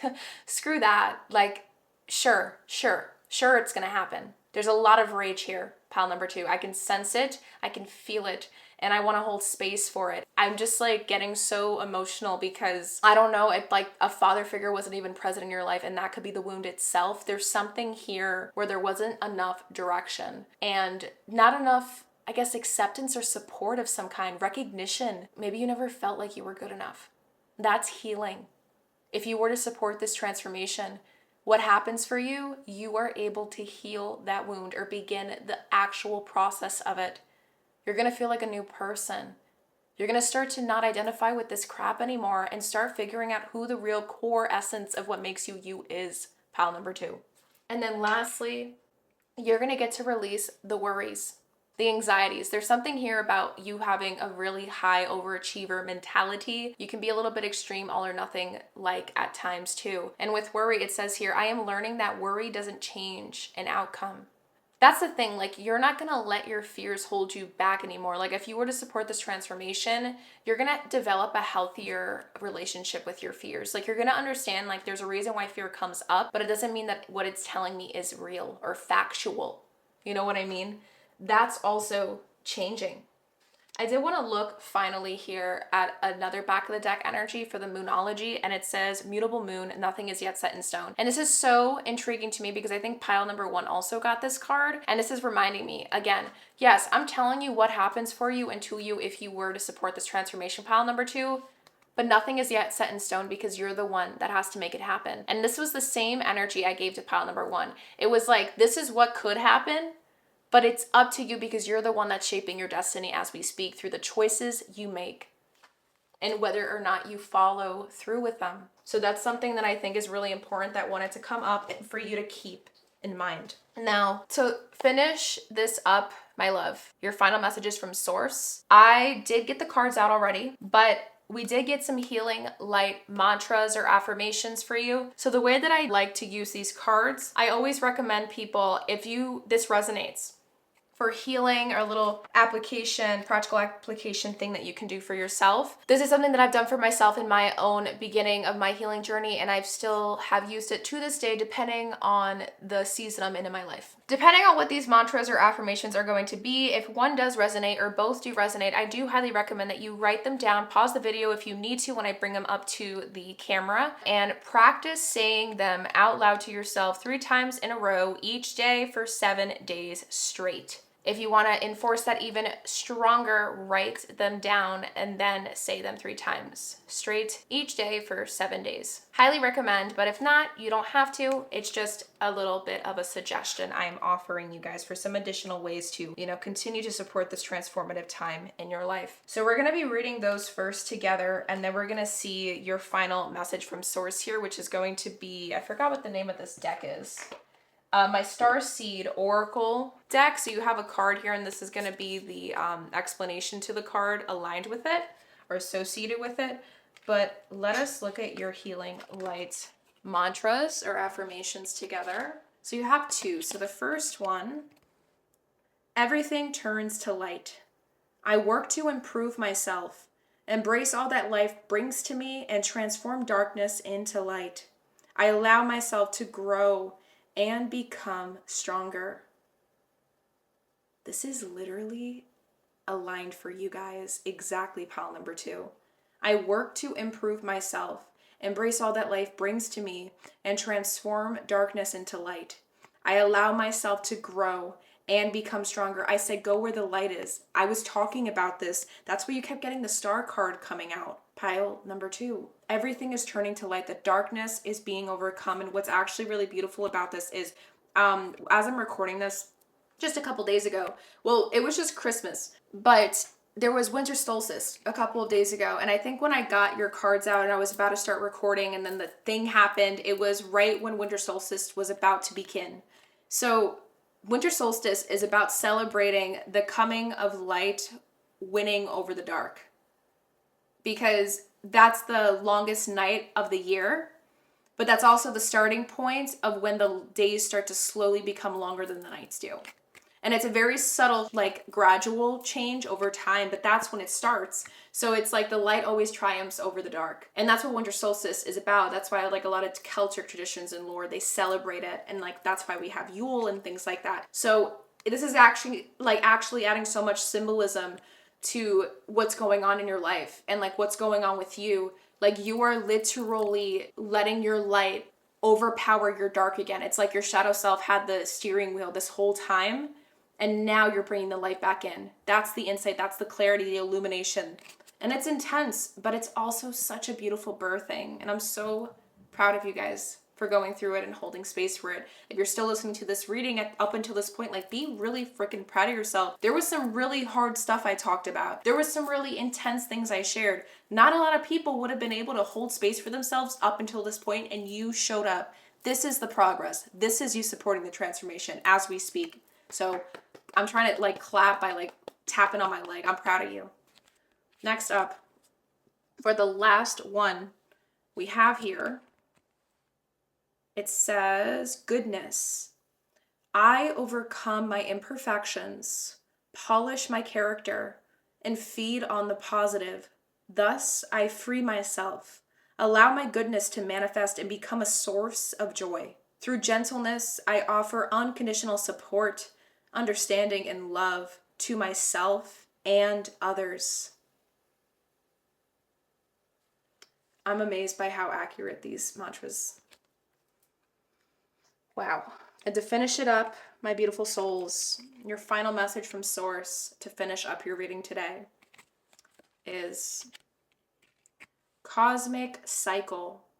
Understand the cyclic nature of existence. It gives perspective to your experiences.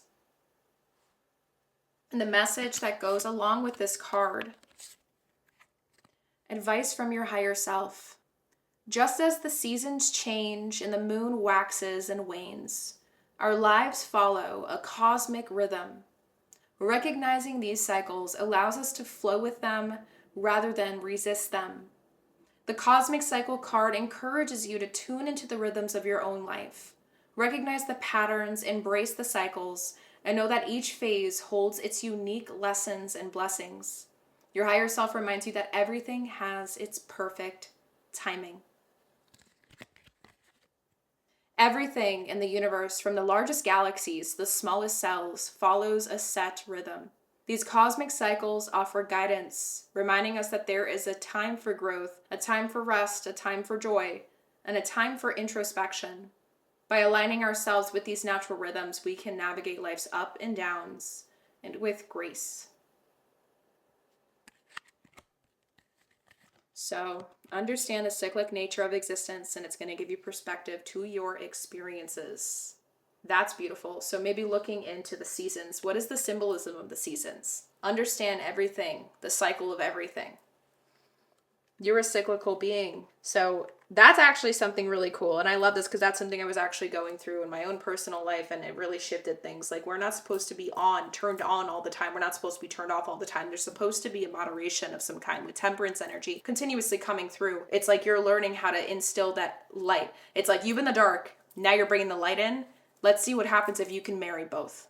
So with that being said, pile number 2, this is all I have for you today in reference to why you don't feel like yourself anymore. I genuinely from the bottom of my heart hope that this reading was able to provide you the insight, the clarity, the tools, every single thing that maybe you were looking for when you clicked on it and more. And with that as well, again, the invitation still stands. I'm still taking on new clients. So if that's something that you are interested in, feel free to schedule a free soul clarity call with me. Or if you're interested in scheduling a personalized tarot card reading, an oracle reading with me, that's also a link in the description box below as well. Please give this reading a thumbs up or bring some support here, whether it's a share of the video to someone you think that could use this insight. You know, every little thing of engagement, whether it's a comment, a like, a thumbs down, really, whatever you do really does help push my channel out to those that still haven't found it, that could use this medicine that my videos and pick a cards are all about. You know, my pick a cards aren't just regular pick a cards. I really tried to make them self-growth, healing oriented 24/7, so you guys can really align and manifest the lives that you've always wanted for yourselves. So, but the first step to do that is to heal, is to get rid of all the gunk that was messing with your foundation in the first place. And I see that you're starting that for yourself. You're starting this journey, you're starting this experience, this conquest. And so, you know, I'm really proud of you. It is so hard to look that freaking demon thing in the face. It's so hard to say this is what I have, but that is the first step to overcoming it. Okay, I've been there. I've been in your shoes before. So just know, like, I can really heavily empathize with you. And with that being said, don't give up. Remember all these things. You have so many different tools I was able to provide you with in terms of like integration, modalities, like you got it all, okay guys? So really make sure you put that in your healing toolbox, and hopefully I will see you in my other pick a cards to come. Bye.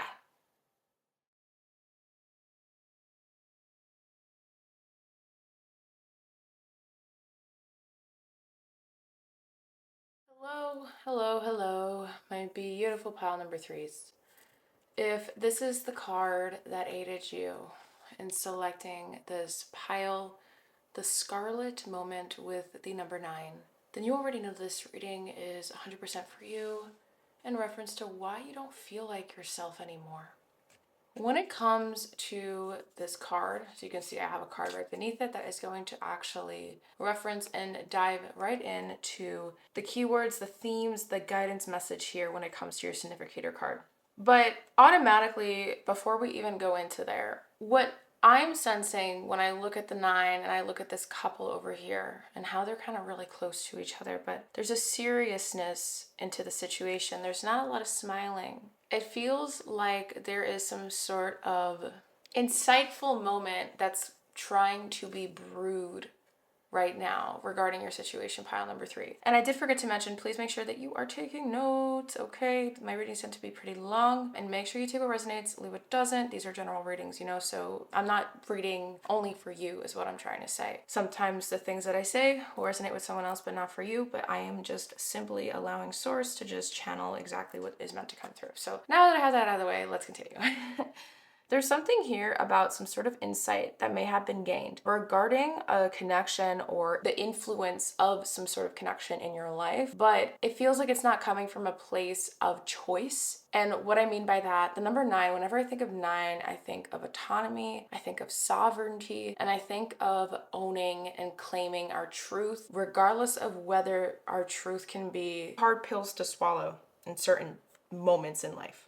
I feel like there may be some issue with avoidance here that has to do with some sort of inevitable, like kind of in your face sort of truth about a situation that is too hard to see or acknowledge because it's something that you might be doing to yourself unintentionally, subconsciously, without even realizing it. Like it could be like a self-sabotaging tendency, or even like the actions that you're doing are being driven by an old narrative that isn't your reality anymore. Like there's something here where you may feel like you have been betraying yourself, or deep down you know this is something that is apparent, but you're still having trouble admitting it, acknowledging it. There's some sort of false comfort that helps keep the avoidance energy strong. I don't know. That's what I'm channeling intuitively, and that's what I feel energetically, literally, as I'm looking at this card imagery. But let us now take a moment. And this is also something I forgot to mention, that whatever this is that there's avoidance with, it's like the number one thing that's going to help change your life for the better, if you were to look at it. But let's see what the card that goes along with it has to say, going to look at the message and the key themes. So for key themes, we have passion, intimacy, shared connection, vulnerability, emotional depth, and joy in relationships. Message: life is illuminated by fleeting moments of intense connections, the ones that quicken your heartbeat and make time stand still. These moments of shared vulnerability are the threads that weave deep, lasting bonds. The Scarlet Moment invites you to cherish and cultivate these connections, to embrace the warmth of shared joy, and to be courageous in expressing your passion and appreciation. Let your heart lead and allow yourself to be fully present in the beauty of these connections. So guidance, this card encourages you to celebrate the relationships in your life that spark joy, passion, and intimacy, whether romantic, platonic, or familial. These bonds thrive on authenticity and mutual vulnerability. Take time to nurture them by showing your appreciation, sharing your feelings, and creating space for meaningful experiences. If you've been holding back, now is the time to open up and let others see your heart. Remember, the beauty of connection lies not in grand gestures, but in the sincerity of small, heartfelt moments. And if you guys do feel called, I am just going to try to stay as still as possible so you guys can pause here and take a screenshot if you feel called to, or take notes of all these things. Okay, and now that we got some insight on what the real typical, I guess we could say, meaning with the card is about this energy, honestly then, I'm intrigued. I'm very, very intrigued, because my intuition was leading me somewhere else. And that also can signify that whoever did end up selecting this pile, it could feel like what I am saying, the way you scramble up the way I'm saying it, it's gonna like plug into your situation. And let's say you're speaking to someone else who picked pile number 3, like there's gonna be the elements of what I said makes sense, but the way that I said it might have been like you've had to reorganize it for your own situation. Do you get what I'm saying? So I am very intrigued. Maybe a lot of you guys did end up picking pile number 3, and the situations are just super, super different from one another. Maybe that's why I did feel called to even share that like heads up, like pick what resonates, leave what doesn't, because sometimes I usually do that in my intros. I normally don't really share them in all my pile 1, 2, and 3 readings in general in my videos. So maybe there's a reason why source wanted me to share that or remind you guys of that. So I'm just gonna be placing the card with the messages over there. And I did want you guys to keep in mind, regardless of whether you came to this pile, 2, or 1, there was a collective message that I felt really, really called to share. And I've been sharing with the last piles as well, because I didn't share it in the intro. I forgot to with this video. But all of you guys, regardless of the situation and regardless of what you're going through in terms of why you don't feel like yourself anymore, you guys are all going through a transformational time. You guys all received the edge of renewal with the number 3, and 3 is about action. So there's something here where you're meant to like continue to put in effort into a situation, and the key themes, remember, are transformation, resilience, new beginnings, cycles of growth, empowerment through change. You stand at the threshold where endings and beginnings intertwine. The ruins of what was are not the end. They are the fertile soil for what will come next. Destruction is not a loss, but a clearing, making space for new dreams and possibilities to emerge. Stand bravely at this edge, for it is here that transformation takes root. Embrace the beauty and the breakdown, knowing that renewal is the gift of resilience. So yes, regardless of wherever you are and wherever this video has led you, my beautiful soul, pile number 3, you are standing on the edge of transformation right now. Whether or not how we look into this, only time will tell, but we are going to dive right into it now. I already took the opportunity to pre-shuffle and get all the cards out. I connected to them earlier a couple days ago, but I am very excited to see what they have to say. And to begin, we're going to be looking at my Prism Oracle deck, my Chakra Wisdom cards, and my, I forgot what these are, something Journey? Oh, Enchanted Maps deck, my bad. All right, so you guys did end up getting a couple of different Prism cards. You got 1 Chakra Wisdom card, and then you got 3 map cards. So here we're gonna be looking at, to start off, what energy state are you in currently right now? Based off of why you don't feel like yourself anymore, we need to understand the present baseline for your feelings, and then we're gonna try to understand what triggered this energy that you're sitting in right now. So to begin, let us take a look at the first and only Chakra Wisdom card you guys received, and it is ruled by the throat chakra with the keyword expansion. Regardless of what is happening, you're being forced or given a very strong and very easy to notice opportunity in your life where, depending on the choices you make, is going to sort of help you learn how to like trust yourself more, like make good I don't know why this is coming through, but make proper, I don't even like that word proper. I'm hearing make proper decisions for yourself, and you're gonna get to like fully experience something. I don't know what it is. There's like a blank in my head, but I'm hearing you're gonna get to fully experience blank. So let's keep this here and then just keep going with the Prism card. You guys received mystery,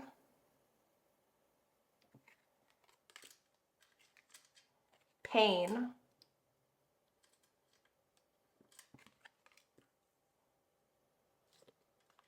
illumination,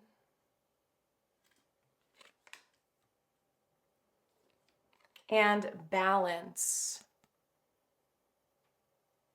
I don't know why I'm going to do this, but this is how I feel called to do it. Balance. So mystery, pain, balance, illumination. Then we have the number 54 equates to 9 with the word encouragement. There's a pair, there's duo. So there is people involved, probably, most likely. And then we have the number 49 adding to 13 with the word talisman, at the edge of renewal, at the edge of transformation. And then lastly, one ring circus with the number 15. And okay, so normally I like to add the numbers together, but when I'm looking at this number 15, I just think of the major arcana, the devil. It's very intriguing. And then I think this is the waxing crescent moon. So setting your intentions, like being careful of how you move forward. The choice that you make right now is going to determine something for you. The number 999, the numbers, seeing numbers 999 or 666 is what I'm hearing. Not the devil number.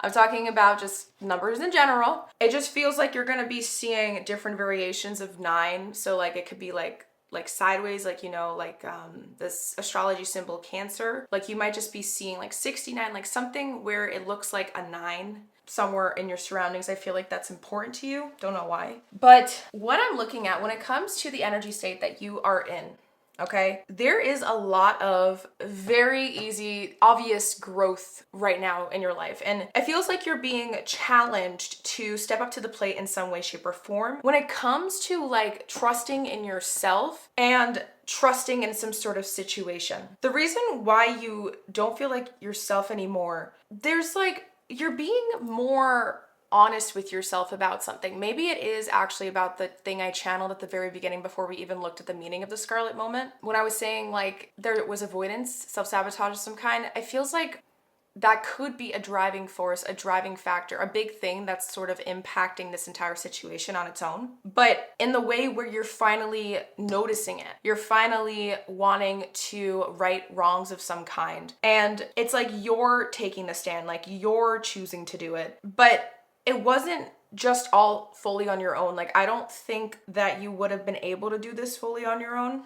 Maybe eventually it would have taken a lot longer, but there was something, somebody, someone here that motivated it, helped encourage you, helped support you in some way, or pointed it out for you in some way. Pisces, Cancer, yin yang, like anything that looks like a 9 somehow, because I don't know why I was thinking of yin yangs, like they don't look exactly like 9s, but they have that shape and curvature to them. So I don't know why that's also standing out a lot. And what I find intriguing is that she is standing on a yin yang over here. And then you have the word balance, but that brings illumination. So maybe there's also this sense of like somebody, okay, another thing that's coming through that you guys could be in some sort of energy state where you're realizing that there's something that you're not as good at as you thought you would be, or like there's some sort of wound or like a weakness, not weakness, but I can't think of a better word right now, guys, that is being like brought to the surface or illuminated in your life because of somebody else. And it's not like they try to like hurt you. It's just there's imbalances, like there's areas in who you are that are being shined or emphasized, enhanced because there's this need for more harmony and some connection of some kind. Or you're realizing that this person is better at something than you are naturally, and maybe that is also bringing some triggers as well, but it's like hard to actually like admit that it's okay to not be good at everything. It feels like there is like a big, like you guys can be pretty I don't know. Like, I'm picturing some people that chose this pile may have been like very like big ambitious students in school or in some sort of school setting. It could be like high school, middle school, like whatever, school in general, college, where you always were trying to like be the best or like get good grades or something like that. So because of how hard you would try, it's hard to believe or like admit or acknowledge, fully accept, I guess you can say is an even better word, that there is something here that is amiss within. And that isn't to say that you are weak. It's just to say that this is an area of your life that should be looked at more. This is a tendency in who you are that could be looked at more, because maybe that could be the very thing that if you were to heal and work with, it can feel like your whole reality is shifting before your own very eyes. Like maybe all the things that you wanted, it's like this is the thing you need. And I think that something here drove this desire to want to explore it. But you're only touching the surface. I feel like you might have felt like you hit a brick wall somehow in this process, this unraveling state where it's a little hard to accept some of the things. It could feel like you're chasing your own tail sometimes, or a tug of war. I'm picturing too. Like there's a tug of war with yourself on like, is this something that I should accept or not? But then here's the interesting thing. Like remember, like when we practice acceptance, the next step is proactivity. The next step is to let the passion or the motivation behind it, the anger behind it, you know, the shame or whatever, turn it into fuel. Use that as a healthy way to want to put more effort into who you are, want to put more effort into your self-development. But that's a little bit hard to breathe into right now, bring space into right now. So that is something that I am seeing, and that is in terms of the energy state that you're in. That's exactly what I'm picking up on. But now let us see what specifically triggered it, because I already gave us some examples, right? But I want to see if Source can bring more clarity to the surface. And the way that I did that is through getting my tarot out here. So we have my Law of Attraction tarot deck. And then we also have another tarot deck. I forgot what it's called. I think it's Into It Tarot or something like that. But these are going to be the significator cards for us. And I do layer things, so make sure, like I said, you are taking notes. And I do believe this is the card that wanted to be at the very end. So we have 1, 2, 3, 4, 5, 6, 7, 8, 9, 10. And then this is going to be the solo card that kind of wraps everything up. So when it comes to the significator cards, let us take a moment to see what is up. So we have, is this covered? I don't know. I don't know if they're going to hate me for this, YouTube. So we have the card Judgment. Is this Judgment or is this the World? I just realized. I think this is the World card, yes. But it's like you're holding the piece to that. Okay, interesting. I don't think I've ever actually seen the World card in this deck before yet. So this is the first time I'm receiving it. And then you also received the Hanged Man in reverse with the words resisting surrender, uncertainty, delay tactics, resist stalling, lack of focus, on hold. That's what I'm saying. Because look, he hasn't, or they haven't, she hasn't put the full piece into the puzzle. So the puzzle isn't complete yet. It's like they're hovering over it. And that's what I'm feeling with this Run Ring Circus and the talisman energy. It's like you noticed it, but it's hard and you're feeling like you're in this weird in-between state. And then we have the King of Wands. So remember when I said that energy I was sensing out of you guys is like big ambition energy when it came to like grades or something like about trying to like show up, something to be proud of, something about worth being proud of. Maybe you were raised to always like be the best in some sort of thing or arena. Like maybe it wasn't just school, or maybe it wasn't school at all. It was something else. There's something about competition energy here, and that could create a little bit of arrogance. This arrogance is what's creating this weird teeter-tottering between awareness and acceptance to move to the next step in making something happen for you, or use it to the best of your benefit to gain benefit from, and you know, just sitting with fighting the acceptance, not letting yourself move into the next step, and instead like kind of battling, and you're keeping yourself in this weird spot. It can be kind of frustrating, you know, like you might have moments where you're like trying to be okay with it, but then, you know, maybe one little thing happens and then it's like, boom, that process of trying to accept it, the progress gets completely reversed, and it's like you feel like you have to start all over because you feel like maybe you need your nervous system grounded enough. Like there's something here where you're fighting yourself a little bit, and I don't know if it's your nervous system. I can't tell if it's your body just yet. I can't tell if it's your brain, or there's some sort of stubbornness. I don't know what it is. Arrogant, stubborn. Let's keep going. So we're gonna flip this one over last, but let us look at the rest of the cards. So for the first card, we have the Queen of Cups. Such a beautiful card.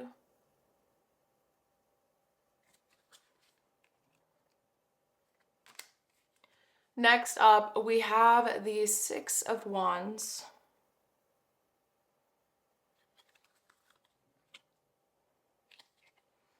The Four of Wands. This is so interesting. You keep getting so many wand cards, but let's keep going. We have 2 more for this row.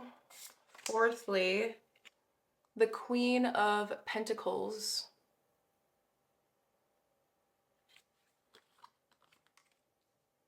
And then for the last card in this first row is the Empress. Like I said, there is so much like strong energy here of like transformation, evolution, expansion, right? The Empress is about expansion, abundance. But I feel like there's still something off, and that's where I'm going to start pulling out the clarifying cards. Let me just zoom out so you guys can see the rest of everything.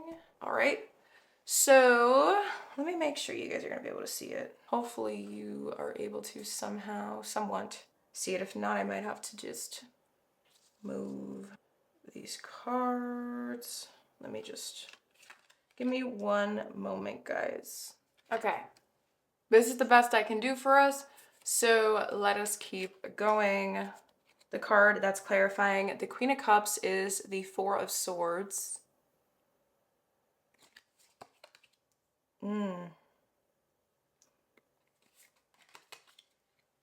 The Death card. See, transformation keeps coming through like very aggressively here. And I want you guys to keep in mind, by the way, with the Law of Attraction Tarot deck, I do refer mainly to the Rider-Waite-Smith interpretation of tarot, but I also do weave in and infuse the interpretation that the book that comes with this deck, the artist created for it. It's more about the physical world and like manifesting and stuff. So we're going to be infusing those energies together. So if there's some pictures here, like the Four of Swords, maybe it looks a little bit confusing because normally they're found like sleeping or resting of some kind, like there's a bed involved. You know, just keep that in mind that this is the interpretation of these cards. There's going to be a mix here, but adding more clarifiers, we have the Four of Wands being clarified by the Eight of Wands.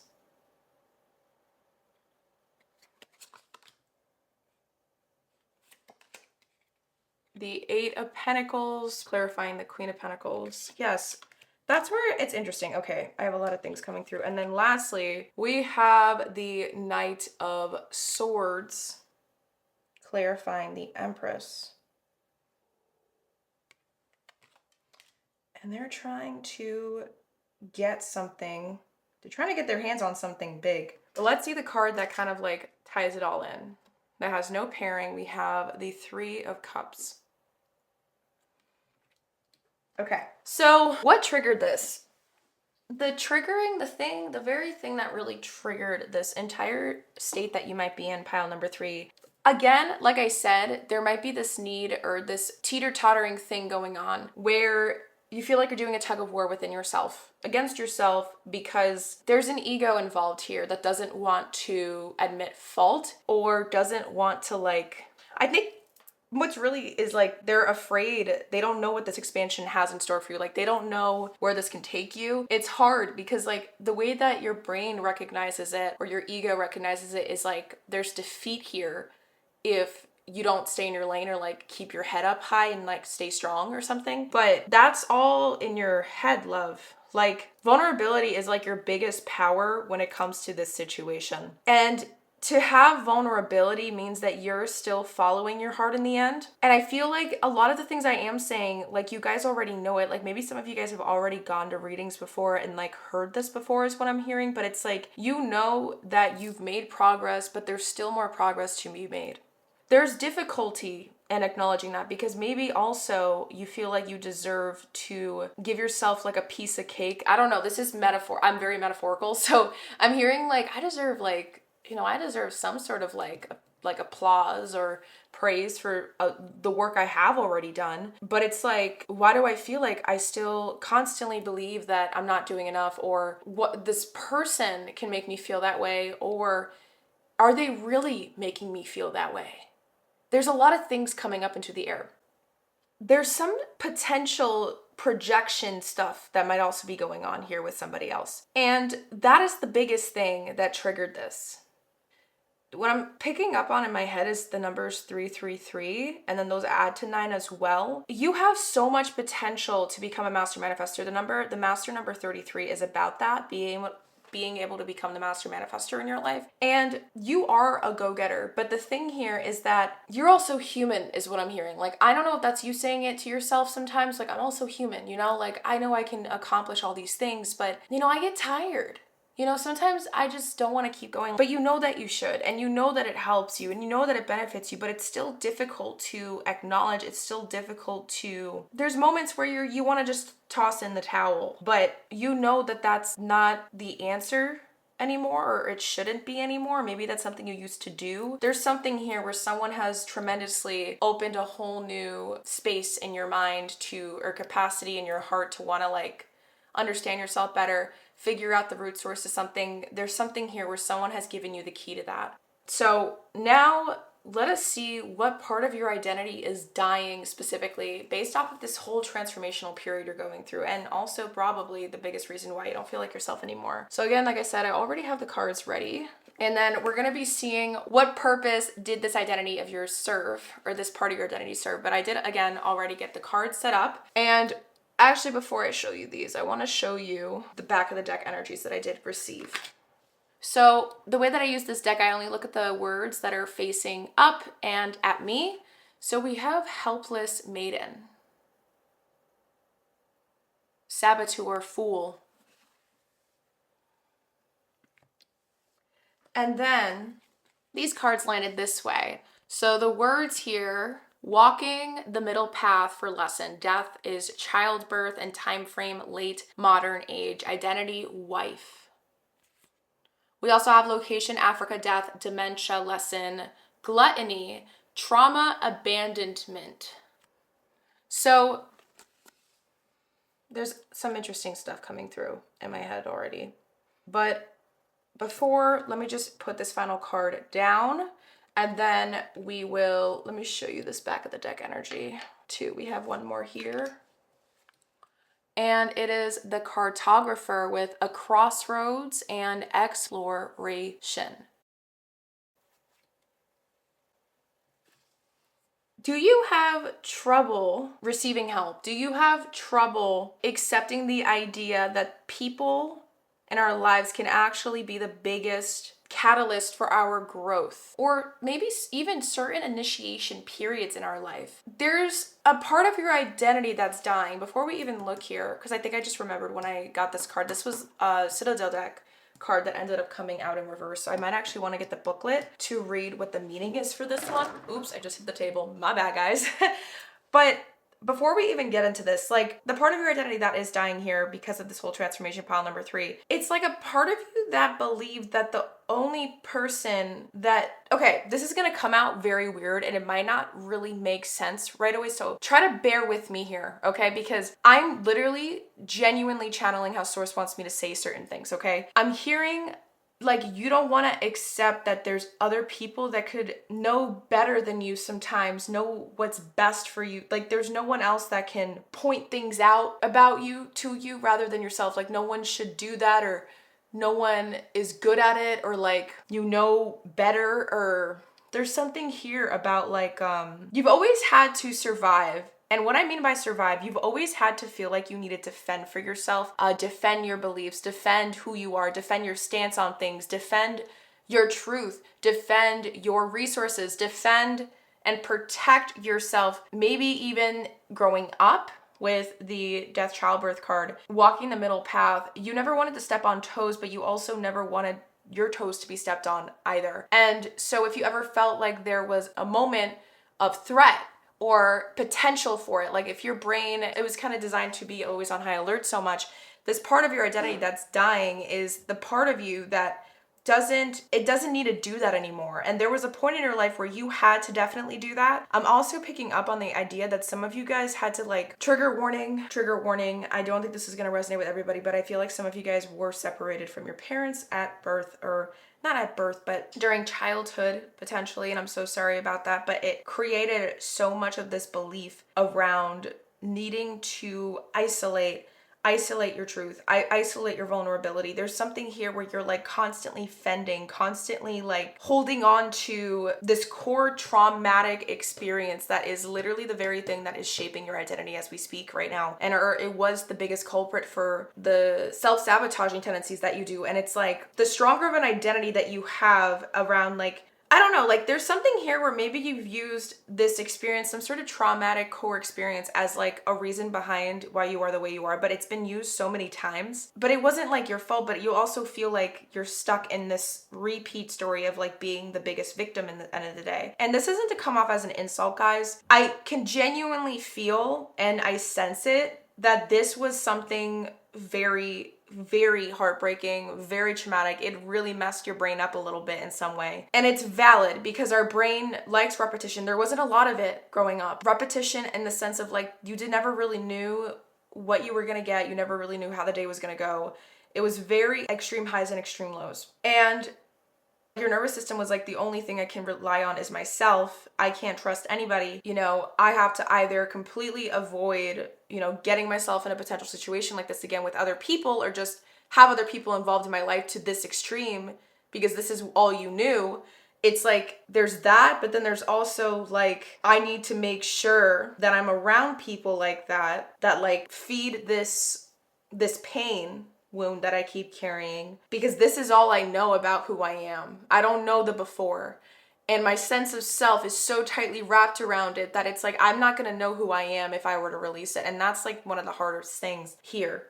So this part of your identity that's dying has a lot to do with the very thing that has made it difficult to be able to move forward and evolve and ascend and grow. And it could be the very thing that as it's dying, it's going to help you get out of this crossroads energy. Because when I see the word exploration and expansion, right? And then we have the Empress, a lot of E words. So the letter E may be of significance to you. That's 5. So 555. The 5th letter in the alphabet. Sorry, that's what I was doing with my fingers. This is the very thing as it dies that's going to help you be able to expand beyond your horizon, step out of your comfort zone, and be the very thing that lets you get the thing that you've always wanted without feeling like you have to hurt another person in the process of it, or me versus you mentality is going to get to break finally. I don't know what that is, but okay, let us look. This was the reversal card you guys did receive, and it says the Fate, with the keywords accepting help and guidance, but this did come up in reverse.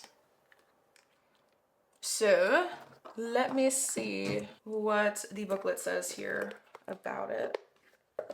The Fate. So we have, sorry, I got so confused how I held this.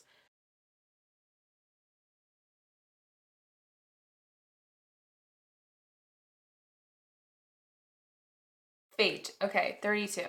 There we are. Reversed. And the number 5. Okay, interesting. You have assumed the role of fate, keenly aware of the tangled lives of those around you. Where you can see others struggling, now is the time to help them, even in a small way. Everyone's lives exist in the same tapestry, and by helping them, you may also be helping yourself. This is where it's getting interesting, because now this adds even more insight. If you help others, you could even be helping yourself by doing that. And I think that's where it gets interesting, because there is some weird person, connection, something in your life that is mirroring something in a way for you that is very triggering. It's hard to look at. But the part of your identity that's dying is the very part of your identity that's going to make this thing that you've been battling against feel a little bit easier now as you move forward.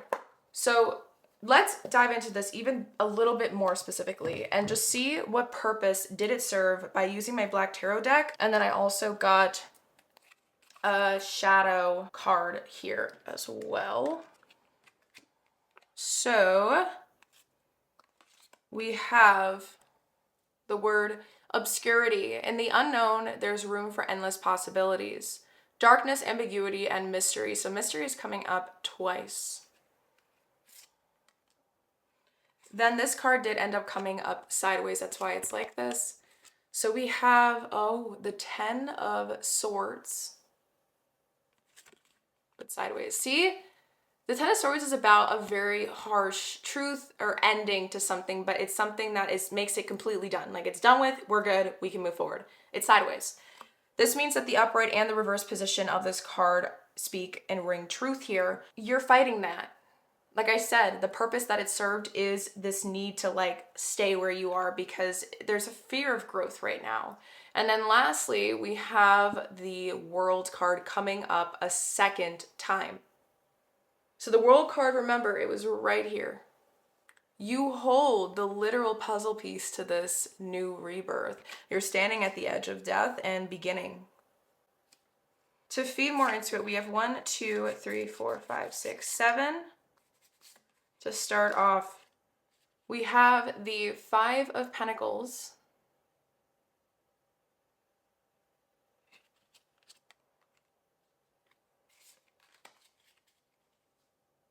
the Knight of Wands,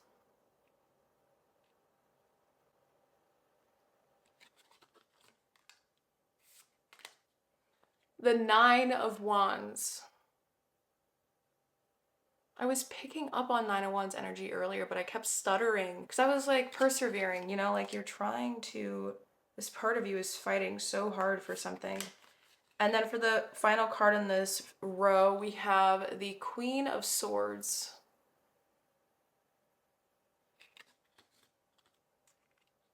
Okay, now this is where it gets very interesting. Another thing that is also coming through is you guys have done a lot of growth in your life already.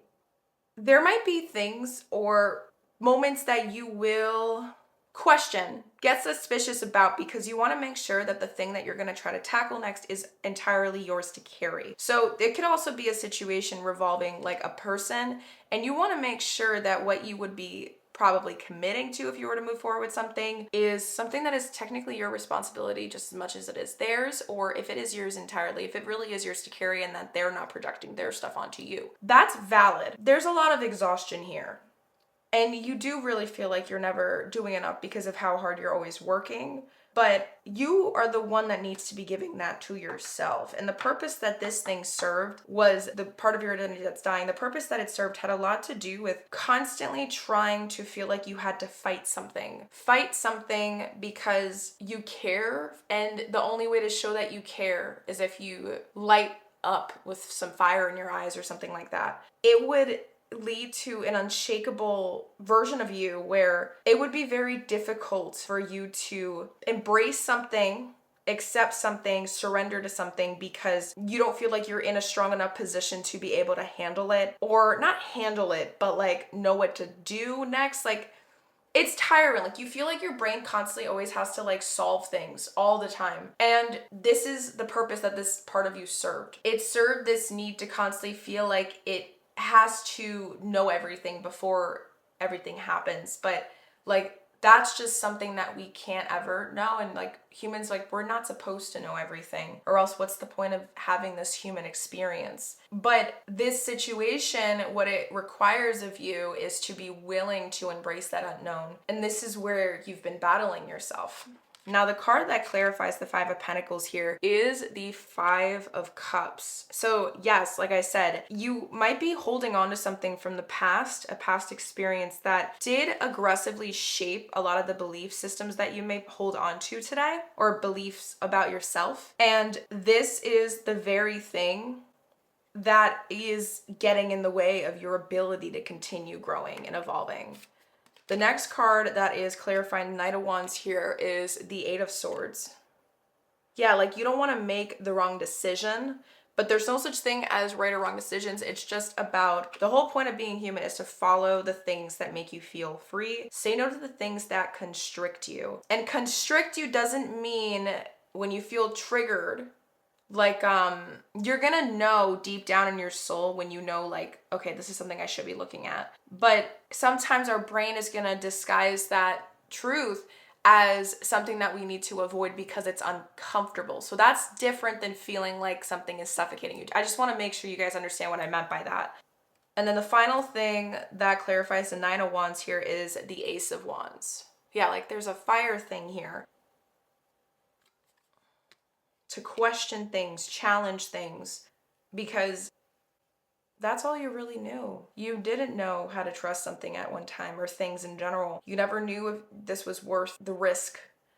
Risk is a scary word for you sometimes. Or maybe you don't even know if you matter enough to yourself to do something. There's so many different things here, so I hope you guys can see why I feel like I'm kind of going all over the place. Your pile out of all the other piles regarding this topic and reading video is the most like complicated one. Like, and I think that's just because there's a lot of different people that chose this pile that are in very different situations. So feel free to share with me your story or what's going on in the comments down below. Like, I'm really trying to make my channel a safe space. So just know that you are safe here. And I did forget to share this with you, the final back of the deck energy. Look, we have deceit. With honesty is the bridge to authentic connections, lies, deception, and fraud. So there's so many things. I'm not even going to say anything for this one because I feel like you guys are going to know exactly what this word is about and where it applies. It might not apply to against somebody, it could apply against yourself, but there are so many things coming through in my head right now that I just do not have the energy to list out. So you guys, if you chose this pile, you should know exactly what this card is about and why it's here. And then we have stagnation, movement, even if slow, is progress, inactivity, standstill, rut. Yeah, like you're probably lying to yourself. You're lying about something and it's holding you back from being able to move forward. This is the very thing that's dying right now. But let us now see how you can best support this transformation. I was going to say situation, but I guess maybe that's the same thing. But for this, we did receive some interesting cards. We are going to be using my Chakra Wisdom Tarot deck. And for the back of the deck energy, before we begin, we did get the root chakra with the Eight of Pentacles again. Underneath it, I feel called to check. We have the Chariot root chakra and then the Two of Cups with the sacral chakra. This really does feel like it has to do with another person of some kind. What the relationship is, I can't put a pin in it. I can't tell you specifically because this person is definitely challenging something that you thought you've always known or you've always accepted to be your truth. They are challenging it for sure. I don't think they're doing it to hurt you at all. This doesn't feel like a malefic connection. This feels like a mirroring connection. This feels like something that's literally providing you answers and keys to like puzzles and things that you yourself have had trouble or have been circling around on, even though you've always known the truth this whole time. But like sometimes we need people to be mirrors for us to show us the very things we've been running away from. And it seems like this is one of those things, but there's some sort of guilt for some reason eating away. I don't know where that guilt's coming from. This guilt could be associated with the childhood core wound trauma thing that's holding you back, or this guilt could be regarding the situation that you are in right now, why you don't feel like yourself anymore because the stagnation of like holding something back. There could be guilt there, but I did just feel called to share that. So this are going to be the significator cards here for this set of cards, and you guys received Judgment. I believe this is the crown chakra, but I'll let you know if it's wrong. Judgment. The Three of Cups with the solar plexus. And then we have the Four of Pentacles with the heart chakra.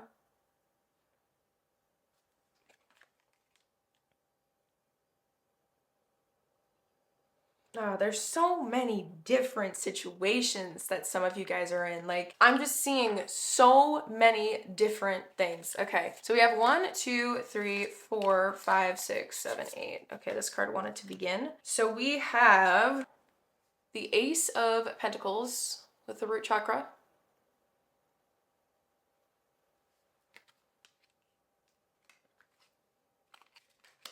Actually, I think I'm going to do this instead. Whoop. Whoop.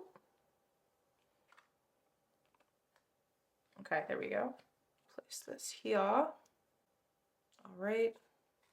We have the Ten of Swords ruled by the solar plexus. Very interesting that they choose the solar plexus here, but I love it. And I'll tell you exactly why. And it's so funny, I felt called to do that, but look, the Ten of Swords sideways is here, but then the Ten of Swords is going directly on top of it. And I don't think that's a coincidence. We have the Two of Wands with the sacral.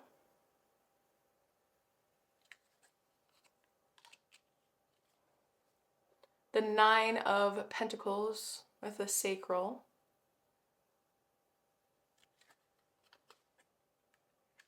And then clarifying the Ace of Pentacles We have the World card again. Oh my God. You got the World card 3 times, guys, in 3 different tarot decks. Clarifying the 10 of Swords, the 5 of Wands with the throat chakra. That's why the throat chakra was here. Okay, now I think I'm understanding this. Clarifying the 2 of Wands, we got the 8 of Swords with the root. And then lastly, clarifying the 9 of Pentacles, we have the Wheel of Fortune with the heart. Okay. 9 of Pentacles is literally the card of financial independence, sovereignty, self-sufficiency, being able to rely on oneself more. They're a strong person, very strong, because they took a lot of time for personal development to get to where they are, and they put a lot of blood, sweat, and tears into getting where they are. And then this is going to be a self-discovery journaling prompt that I do believe is meant for you. You did end up receiving just one, but I did also want to show you guys the back of the deck cards we also received there too. But let us look at just the tarot up front first.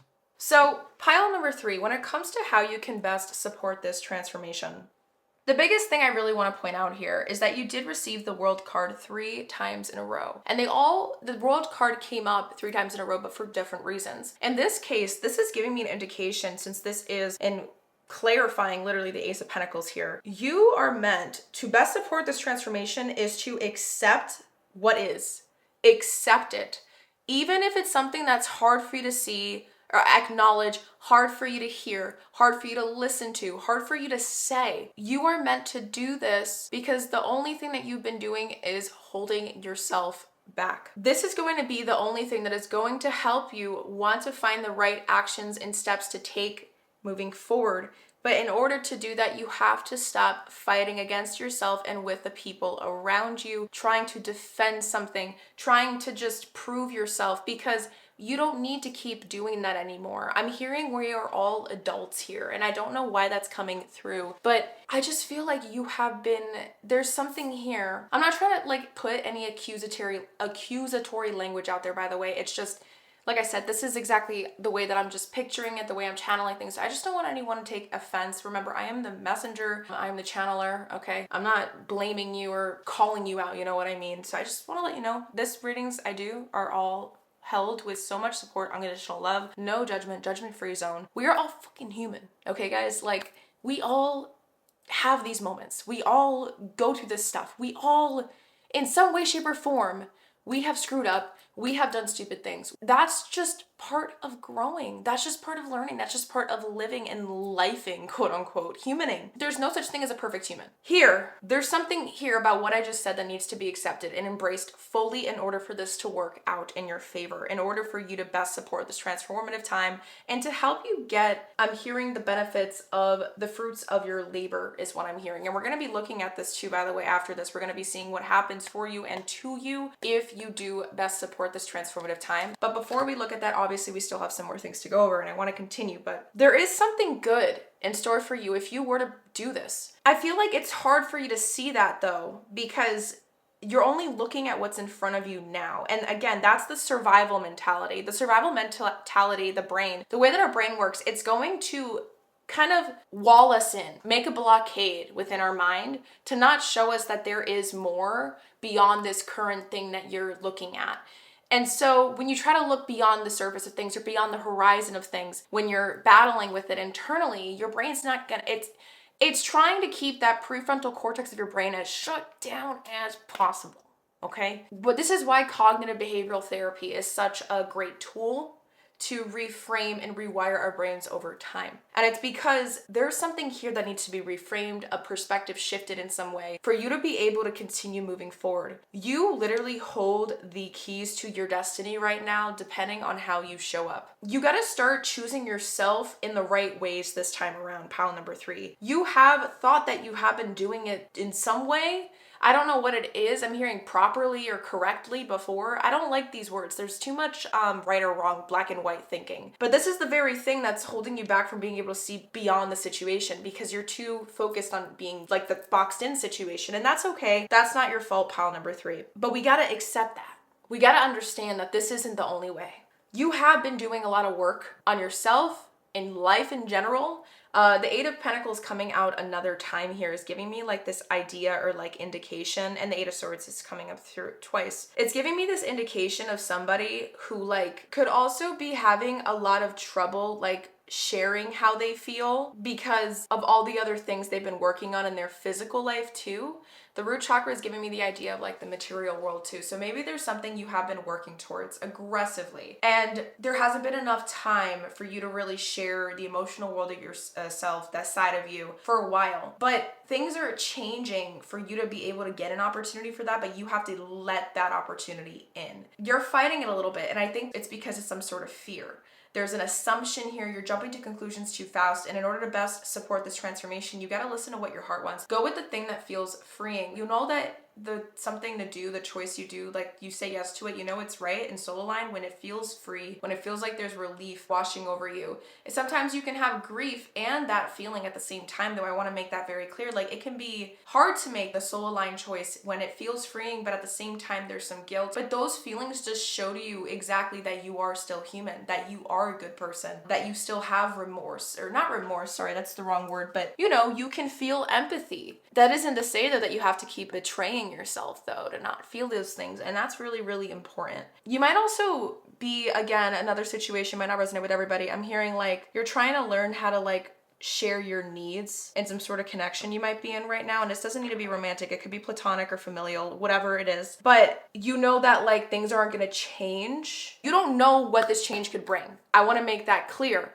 Okay? You don't know what this change could bring. But you know that if you were to say your truth or like share it or state it, accept it, acknowledge it this time, the unknown, it's still bringing you something better. Like there's still something that's worth it in the end. Even if you can't see it yet, you're not supposed to see everything. There's something here that you've been settling for, whether it's inside yourself or within somebody else. There's something big that needs to be spoken about. And the only way that you can do that is if you take that first step or stand. So what I am hearing here with the Ace of Coins, I think one of the best ways could actually be to physically write it down or to look in the mirror and say something to yourself, speak it to yourself, or do both. There's something here about doing like a physical ritual. So like doing something physically with your senses, or maybe even like playing, this is gonna sound really weird, but I do feel like for some of you guys this can be helpful. Doing some sort of like movement ritual, intuitive movement medicine practice in your space. If you have a safe space at home, I do highly recommend like if you can lock the door or something, to have some alone time. If you have headphones or earbuds or whatever, make a playlist on Spotify. If you have a Spotify or whatever other thing you use, I do have free resources for that on my mini link tree, my mini site I call it. If you scroll all the way down, I have like different Spotify playlists I made that helped me during somatic release time. But I feel like there's some sort of like ritual thing you got to do here to help sort of set it into your brain, or like plant that first seed of like the intention to move forward, because that's the thing that's making it really scary. But I feel like if you try to make it beautiful in that way, you add sacredness to it. It's like maybe the very thing that your body needed to know that this is the next right step for you. It needs to know that you're holding it so caringly and with so much love and respect and support. And no matter what happens, it knows that you have its back, but you have to show it to that. And I don't know, I feel like some of you guys, you might struggle with movement practices. And this doesn't have to do with exercise. I'm talking about, or like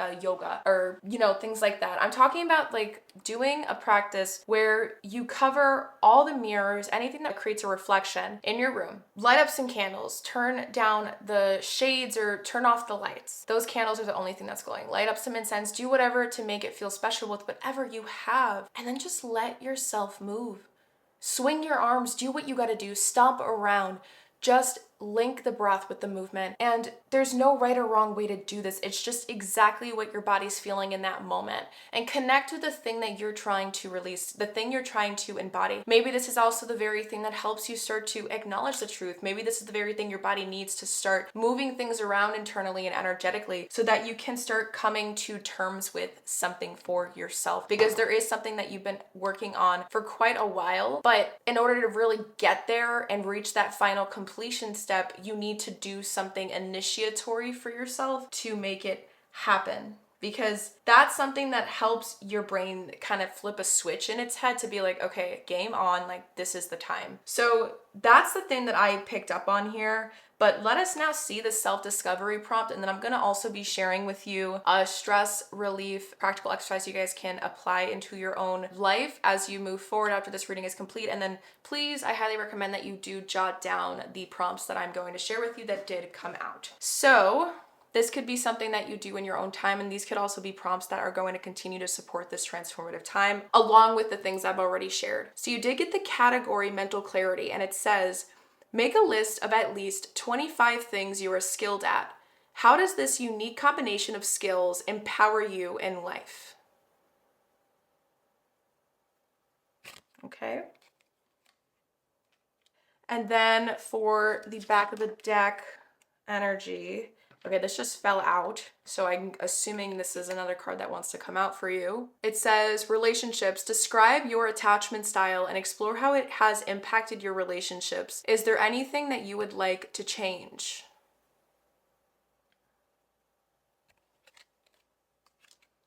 And then lastly, for the back of the deck here, you have emotional intelligence category with how authentic is your life right now?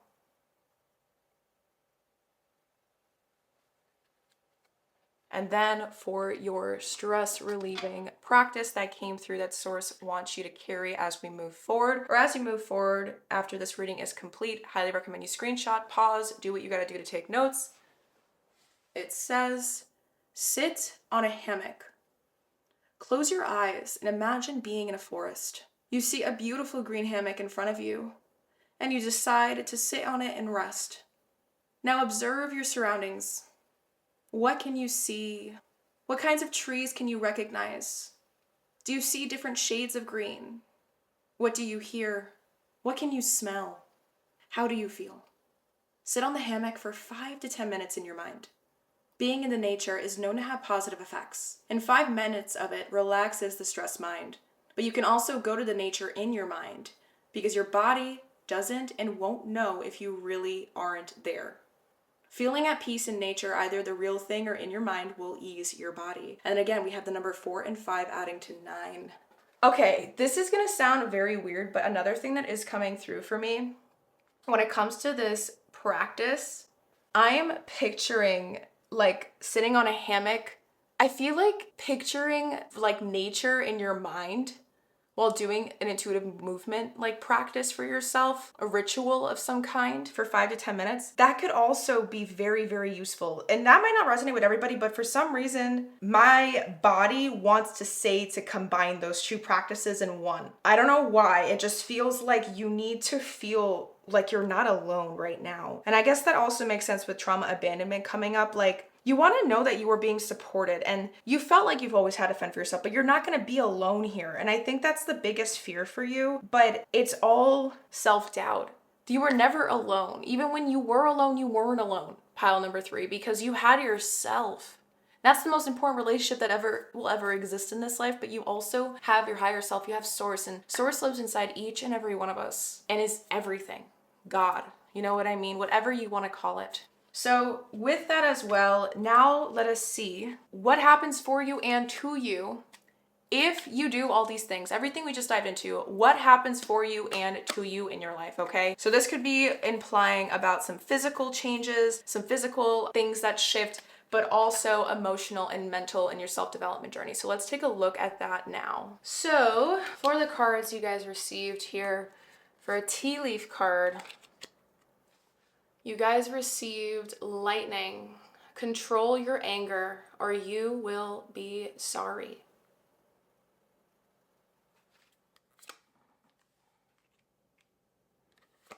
We have, for a soul lessons card, worry. I am learning that worry doesn't change an outcome.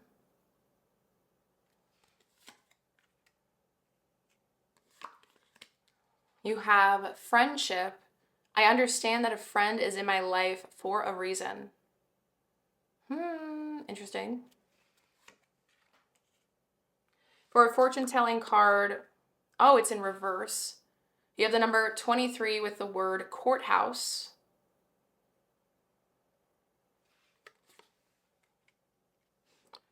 And then for some more tea leaves, you have chair filled. Someone new is entering your life.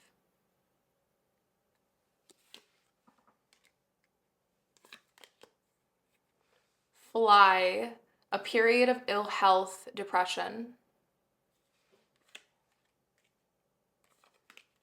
Ram, a stubborn, aggressive person.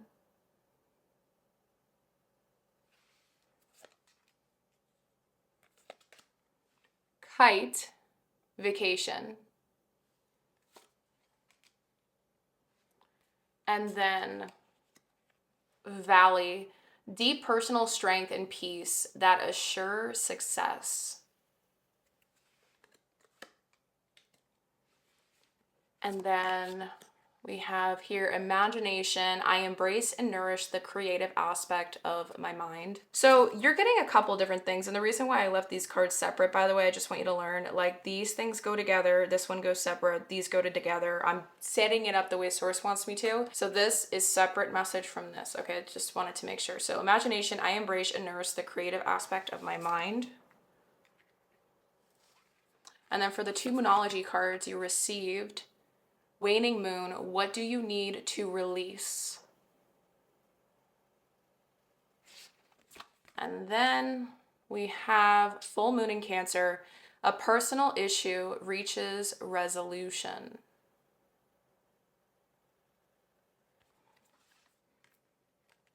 Okay. So what I want to say, oh, and I forgot to mention the back of the deck, you got one, you got trust. I accept that my inner voice will always guide me correctly. So in terms of what happens to you and for you if you do support this transformational time, pile number 3, there's a lot of things coming through. First off, what I want to say, the fact that we did get friendship with worry, I am learning that worry doesn't change an outcome. I understand that a friend is in my life for a reason. And courthouse in reverse with the number 5. There's something where you might feel like you've been tested in some way, pile number 3. And what happens for you if you do support this transformative time, you're gonna have this ability to start releasing or putting this facade of, like, I don't like this word, but I'm gonna say it, hate, quote unquote, into something else. There's a lot of anger that's being, like, put into the wrong things, or it's like it's not being, like, vented out or, like, processed in a healthy way. So it's kind of like impacting different things. That's gonna get to change as you support this transformation. You're gonna be able to move through it. It's gonna take some time though, is what I'm hearing. You're not gonna see this change in, like, just a couple of days. This might be something that lasts several months in order for you to properly, like, move through it. And with courthouse in reverse, you're gonna get to, like, release finally this drop of expectation or, like, an assumption of some kind. I don't know if, like,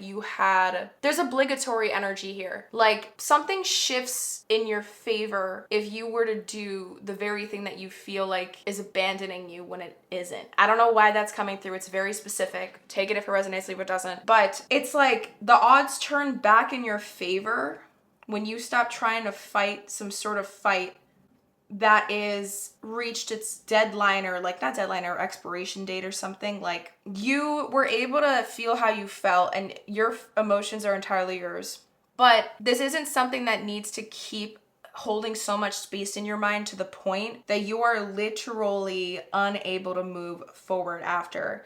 And this is something that needs to be looked at so that you get rid of this weird feeling of writer's block, or not writer's block, but that's the best way I can feel it. It's like, you know, flow, creativity, like, be able to feel, like, inspired again, motivated again. There's something here where that's put that on hold. And that's all going to get to change when you start to support this transformative time. This is going to aid you in being able to know what to let go of and know what not to let go of. And, like, that not everything needs to be handled this way. Sometimes they're going to be hard to hear, but, like, the more that you show to yourself that you're capable of handling things, not in a way that feels explosive, chaotic, or aggressive, your nervous system is going to be able to balance itself slowly in time to the point where you're going to be able to handle bigger things and not feel like you're always being, like, attacked, quote unquote, or, like, too much weight is already on you. Like, there's something here about, like, resilience and, like, adaptability that's helping you like shape into a stronger and like more healed version of yourself, but it's gonna take a while. But the biggest step to this is making sure you do everything I shared, because it's like you're kind of like talking your brain into following through with this decision. But in order to do that, it needs to believe it's safe enough, and that means you got to get your body on your side, your nervous system on your side, and all these things that happen to you and for you. There's something here about like being able to let the right people in. And regardless of what comes, you know that it's still for your betterment, because it's constantly helping you grow. And you don't need to put on a defensive state 24/7 to, keep moving forward in life. That just doesn't need to happen anymore. All right, now let us see, my beautiful souls, the final messages you received from Source in order to wrap up your beautiful reading. So you guys actually ended up receiving a lot of side messages here. This is going to be the final biggest message from Source that we're going to read to wrap it up at the end. But you did get 2 Healing Light deck cards. And these are going to be like affirmations that I guess Source believed are the best things for you to either write down or recite to yourself during this process of transformation to help support you. All right, so we have 2. So maybe both will resonate, or one will and the other one won't. So make sure you pause the video if you can, and then take notes in your journal or whatever you're taking notes with. So we have wisdom. God has a plan for me. I live here now, knowing beauty is to come. I don't force things to happen faster than the universe has decided for me. I learn from my experiences, take small steps in faith, and succeed thanks to all my efforts. I think this one's a big one. Maybe this is something you should practice reciting to yourself at night before you go to bed, and writing it down. Writing it down once, reciting it 3 times in a row, maybe like for 7 days straight. I always recommend that to people whenever I use this deck. And then for the last one, you have shining light. My desire to improve myself transforms fear into strength. I raise my thoughts above doubt and find faith in the goodness of the universe. I love and accept myself as a soul, and I discover the light that dwells in me.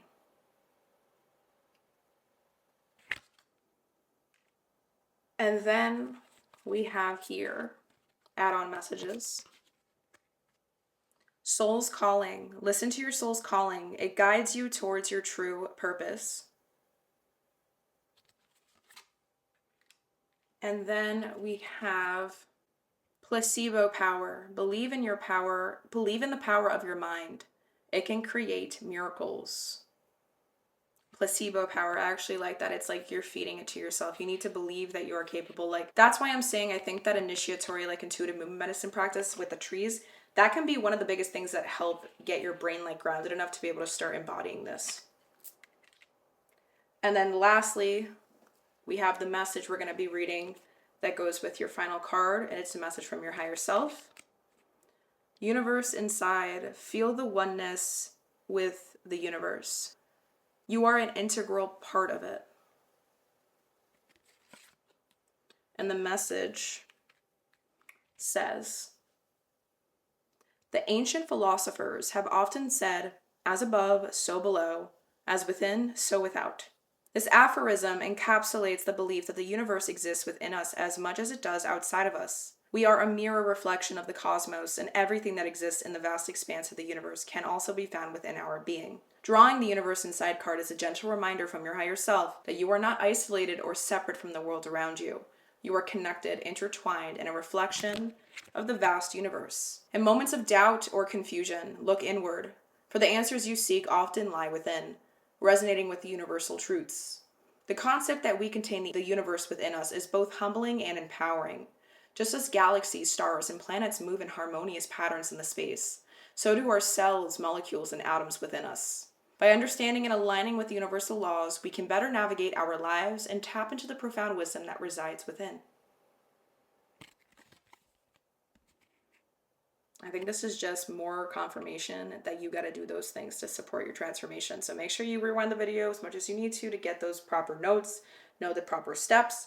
And again, like I said, I do have resources in my description box below if you feel the need to check them out. So with that, my beautiful souls, this is all I have for you today in reference to why you don't feel like yourself anymore. Very, very deeply hope that you were able to gain all the clarity that you needed and were looking for at this time before you felt called to click onto this video in the first place. Hopefully you were able to gain even more insight and wisdom than you were expecting or hoping to gain out of this video too, because that's always a win and a plus for me, knowing that I'm able to support you guys and show up in the most empowered and grounded way I possibly can to channel these messages, and like to know that it's helping people, like it just means so flipping much to me.